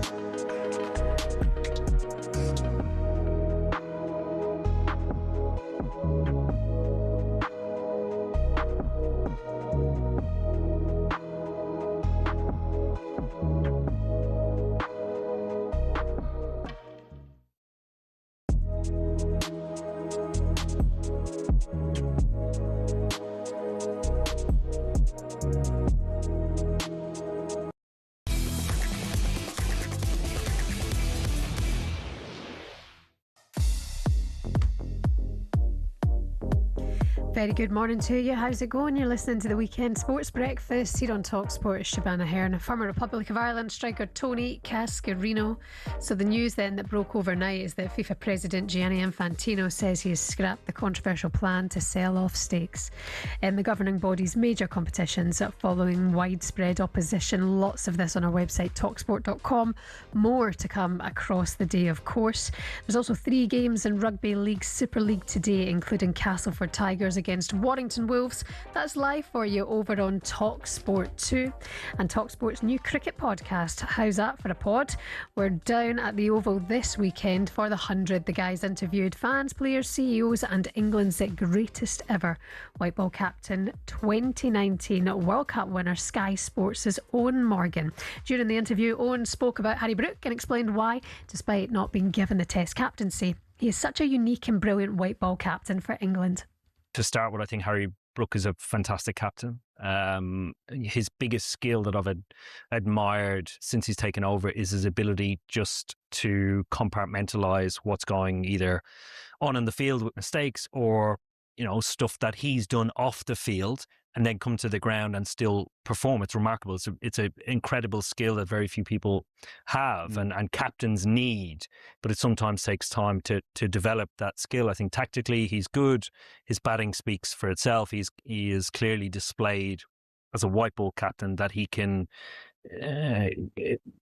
definitively go and captain, make decisions, maybe even make some bad decisions, and then still and go bat like Harry Brook that we know. Guy averages 50 in Test match cricket, and he's going to go on to be one of our greatest ever cricketers. Brilliant interview. Owen spoke about Harry Brook and explained why, despite not being given the Test captaincy, he's a unique and brilliant white ball captain. If you want to hear the rest of that interview with Owen Morgan and more, you can head over to the talkSPORT Cricket YouTube channel or wherever it is you get your podcasts. Of course, you can jump onto the podcast app there. There's a podcast section. It's called How's That for a Pod, live from the 100.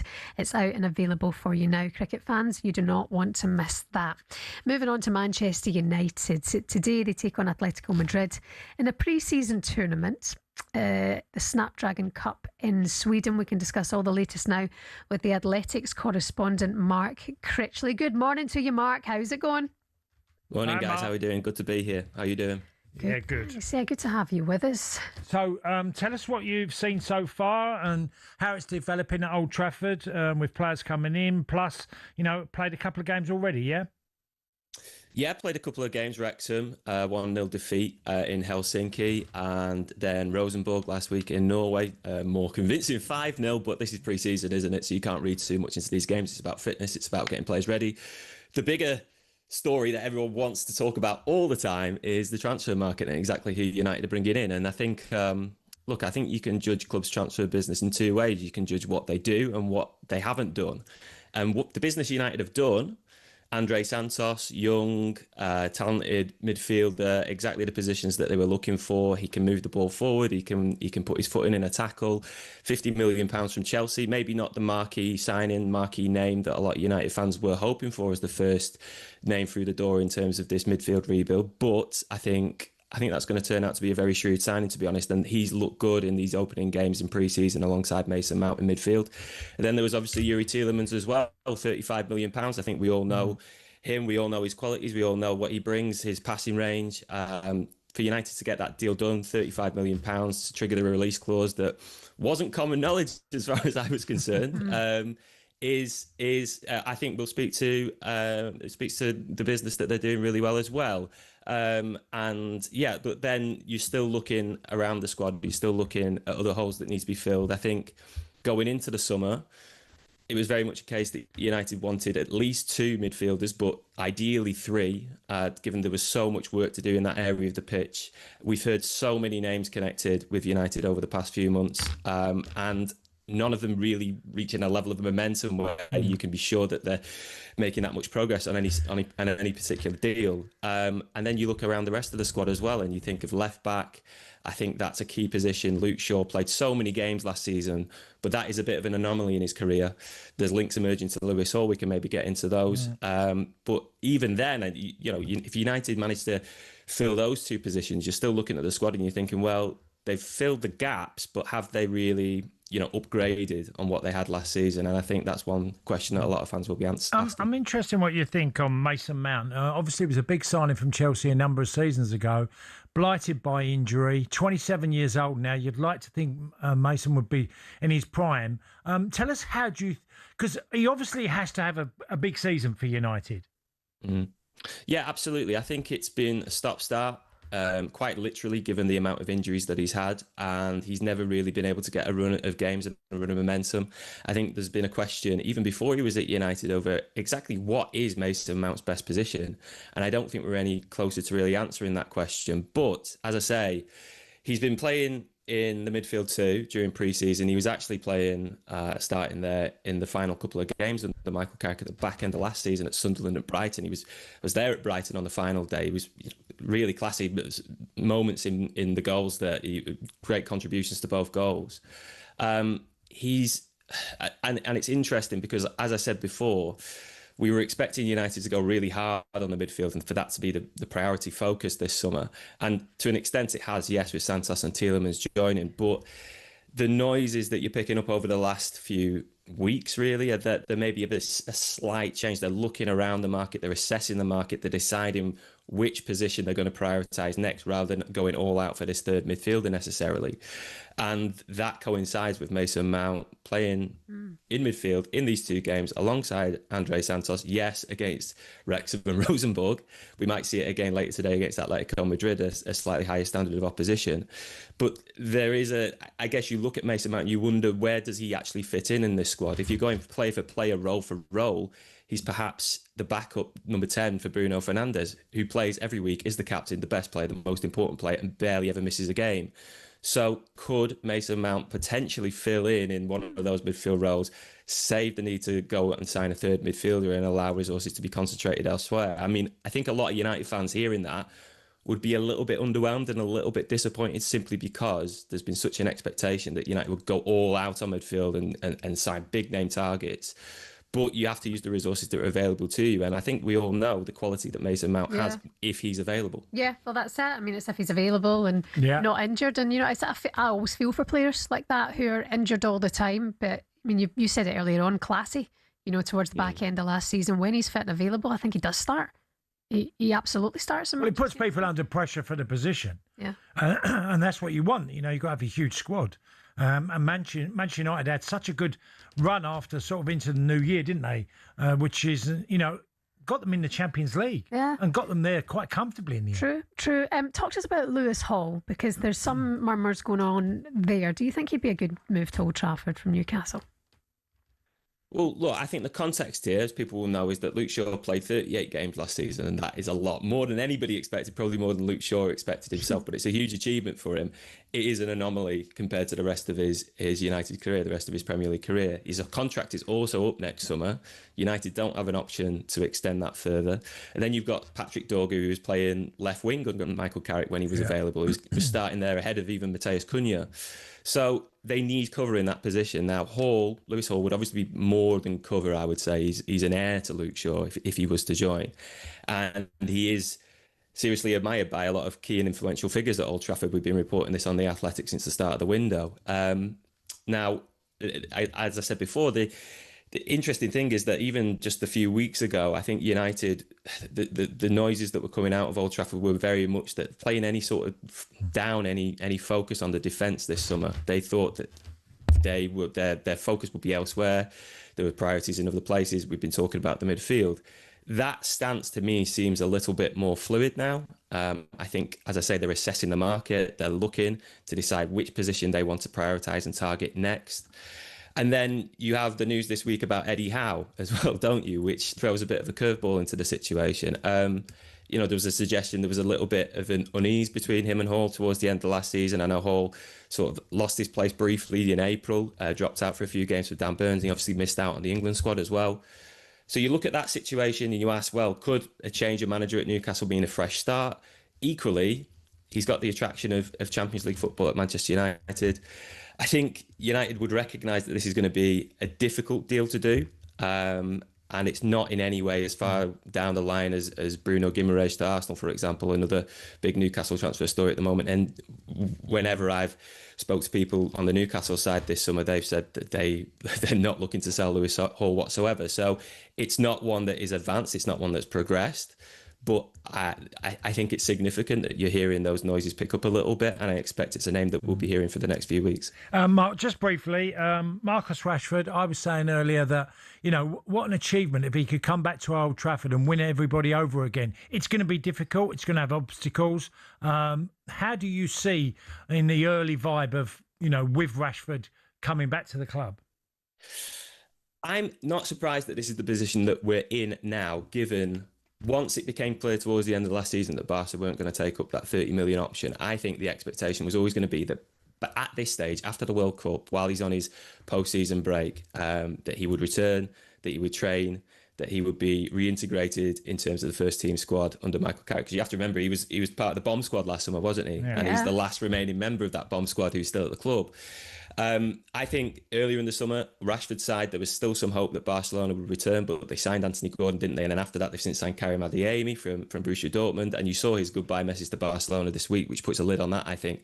The question now, I would say, is, all right, how far does this reintegration go? Because your left wing options, we already just briefly touched on them. You've got Cunha, you've got Dogu, who's starting ahead of Cunha. You've got Tynan Thompson, who United have signed from Tottenham. And I know it's not a name that would be familiar to a lot of people, but United have, it's a total $8 million package on this deal. He's been signed as a 18-year-old, signed as an emerging talent. Somebody, think of the signing of Aidan Heaven at United from Arsenal for a similar round fee a few years ago. Somebody young player who will get first team opportunities, who will get a look at the first team. So you've got a lot of options on that left wing.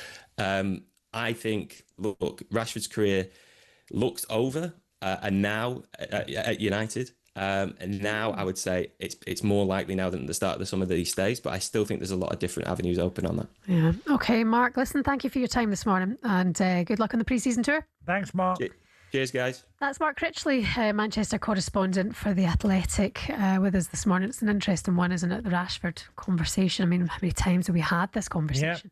Seen messages now, it's not all about Manchester United, but that's a huge story, whether he returns or whether they finally then move on for good. Yeah, and whether the door's open for him at Old Trafford. Because he might turn up and they go, no. The manager could quite easily say on the first day, Marcus, I'm not interested. Find yourself a club with your agent. Just being away even at Barcelona, and you wonder if he's just grown as well. Hopefully. Has he come on? Has he learned more about life instead of just about himself or the people around him? Or, I mean, I'm sure he knew it anyway, but he's at an incredible football club. Of course. What an opportunity if you can be reintroduced into the group. And Michael Carrick says, look, I want you to be part of my squad. He's not guaranteeing him a starting place, but I want you to be there. That's a long way from where he was this time last summer. Sure. Good luck to him. I really do. I hope it works out, whatever goes on there. You're listening to the Weekend Sports Breakfast here on talkSPORT. Coming up next, Show Me talkSPORT.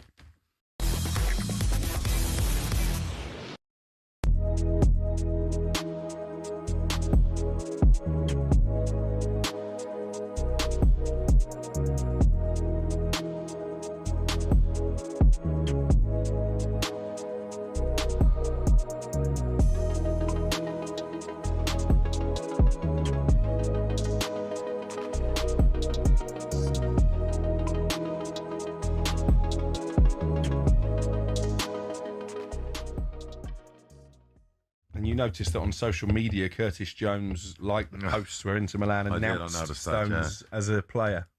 He's acting like a spoiled brat. I saw his behaviour last night on the pitch. This was after the friendly. Yeah, I understand the frustration that you should have got the armband. He's been, he's a scouser. He's been there 20 years. Blah blah blah blah blah. But to act like that and for it to carry on, because it went on for about 2 minutes. Was it him and Dominic Szoboszlai? Yeah, he was having a go at Szoboszlai, who handed the armband over, I think, to Tsimikas. Mm-hmm. And I believe Curtis Jones had the temper tantrum over that. It's just like that behaviour can't happen. Not from a graduate from the academy. He's too into himself. So if he wants to go, source of his frustration not so much the captain's armband in a pre-season friendly, it's the fact he wants to leave, is it? Yeah, okay, so he wants to leave. Well, okay, now Liverpool have to get the best deal for the football club. That's how it works, okay? You don't get to throw your toys out of the pram and do it slowly, knowing him, and then act like that. I just don't understand it. You're playing for one of the biggest football clubs in the world. You came through the system. Behave. Stop. That's all eyes are on you. That's not behind closed doors. That might go on in training and all those things, but you don't want to see that going on actually for millions of people to watch. And it's not great for Andoni Iraola, fresh in the manager's. No, and I'm sure he'll move past that. And I think Szoboszlai was asked in the press conference, and he didn't even talk about it. But it's just you hate seeing stuff like that. I really do. I think it's so petulant. Do you know what I mean? So, and then when you're liking Inter Milan's post, okay, we get it. You want to go to Inter Milan, probably last.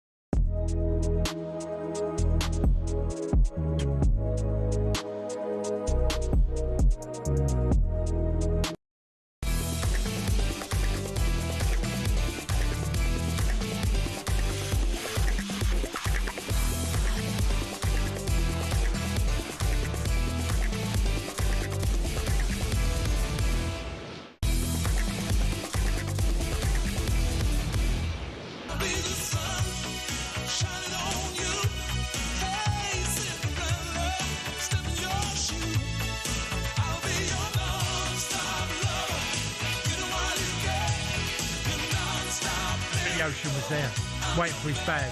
Oh, get out of my dreams. Get into my town. He's not the biggest. Quite small. Looked great. Fantastic. He must have been touring somewhere. I came back and I come out and he was collecting his bag. And we were coming back from the Caribbean. Oh. He was obviously probably working. You never know, do you? But he look. He looked great. Look, great, Nick. Really looked good. One of my first albums was Best of Billy Ocean. I mean, this is another hit from 1987. That was the year, wasn't it? That was prime 80s. 87 peaked. But Billy Ocean, I've seen him a number of times. He once brought me on stage to dance with him. No, go on. What's the joke? No, seriously, he did. Oh, he did? Yeah. Seriously, I was at an event and Billy Ocean was singing. And I was the only one on the floor. It was one of those snore events. Loads of rich people with no crack, right? So I'm the skint one there. Right. He's on, I'm up. And he brought me on stage and I danced with him. Oh, yeah. It's a lovely memory. It's a Caribbean queen. Yeah. I'm lacking the Caribbean, but we had a good time. He was brilliant, absolutely brilliant. Big Billy Ocean. And I taught him that day how to twerk. Here's what's coming up for you on talkSPORT today.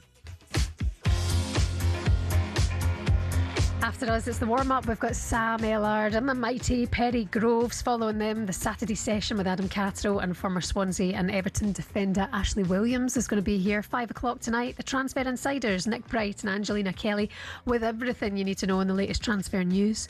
And then at 8 o'clock, it's your boxing roundup. Fight night with Gareth A. Davies and Spencer Oliver. While over on talkSPORT 2, from 7 o'clock, it's the live coverage of the penultimate day of action in the Commonwealth Games. Be sure to keep it talkSPORT. Download the talkSPORT app, take us anywhere with you, and if you're at home, stick on the YouTube channel or the smart TV and you can watch all the action from the studio and come and see Cass with a tan. Time now for this. Show me, you got to show me. Tell me all that you know. Time for a little bit of Show Me talkSPORT, where we take a look at what's been happening across the great talkSPORT network this week. We sent talkSPORT's Max Scott to Nottingham Forest pre-season camp in Portugal, where he was put through his paces. Have a listen to this.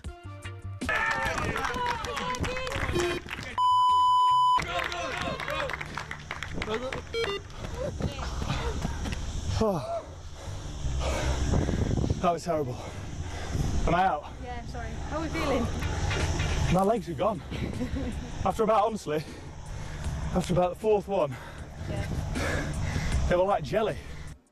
Jelly. Max Scott blown out his backside with Nottingham Forest. That was the beep test, was it? That was the bleeps. So what number did he get to? We don't know. I think he said after 4. So no, it can't be 4. You need to watch it. talkSPORT YouTube channel. You need to watch it. What did you do? When did you? 12-13 is reasonable. Okay. But you could get some players who get to, unless they've changed the beep system, but players get to 15-16, the really good runners, and better. Oh, Max Scott out at the Forest training camp. You can watch it on the talkSPORT YouTube channel or catch it on the talkSPORT Daily podcast as well. Finally, talkSPORT's Lizzie Kelly made history, being the first woman to commentate on a horse race for a major national broadcaster in the UK. Here she is in action. American Affair going well. Night Raider trying to get into it. JM Jungle on the stand side. Asfora is taking it up on the far side. Time for Sandals trying to get closer. Asfora, and it's Lamborghini BF who's just been barged along there. Asfora in front this side. We've got American Affair coming. Time for Sandals down the centre. Romstad trying to get in there. Oh, it's really tight. It's American Affair. It's American Affair who's got up on this side. Oh man, she's got up in the dying strides there. An impressive performance. Jim Goldie riding her. Go on, Lizzie, making history here on talkSPORT. And now one more on the sports bar. Dean Saunders has found a new workout routine. In this Tai Chi thing, where he's sitting on a chair, and they reckon in 3 weeks you can have a six-pack, and where you're just moving your legs from side to side like that, and then doing squats, and then a few push-ups on your arms, but you don't get off the chair. What are you on about? This is this new thing that's going round. What's it called? Tai Chi. Tai Chi? Something like that, Tai Chi, yeah. No, you're talking guff. I'm not. You are. So they give you exercises sat in a chair. Well, that's not exercise. No, it's because they say if you go to the gym and keep hammering your body when you get past 50, your joints can't cope with the work you're trying to do. So you can do it in a chair where you just build the muscles up everywhere. Sat down. I don't know whether it's a scam. But you see these people walk. They sit down. This feels like a massive scam. Well, they sit in the chair. At the start, they look like you, and within a couple of weeks, they look like me. By the way, Dino, there, Tai Chi. You can do a load of Chi standing up. Chai tea? It's Chai tea. Chai tea, Tai Chi. No, you can do loads of it standing up. Yeah, that's what it will, yeah. I mean, he's saying sitting in a chair, but that's the bare minimum. What about you? Could you do a bit of yoga, maybe? No, I've tried. Not with my knee. I don't like yoga either. How was your My downward missus dog? does yoga, but I can't. I can't. I do. My biggest. I love walking. I walk everywhere. I love walking, and I burn calories when I Come walk. on, we're not calling walking an exercise. Well, what is it then? It's walking. It's an exercise. It's a basic. No, it's not. You See, people are like, oh, they go to the treadmill and they pump it up to like 1 on an incline and then walk for 10 minutes. I'm like, game's gone. Oh, you've done a marathon, have you? That's 26.2 miles, everybody. By the way, Max Scott got to 18 in the bleep test. 18? I said to you, like, high 16, 17. He's fitter than you in your prime. No, I did all right. The reason I remembered the numbers, because I got to 19. We're back tomorrow on talkSPORT Weekend Sports Breakfast with the latest on the FIFA story. By the way, you can jump onto our website talksport.com. We've got it covered, and the latest on Gianni and Fantino across the day. Coming up next, enjoy the warm-up with Sam Ellard and Perry Groves. Have a great day. Bye.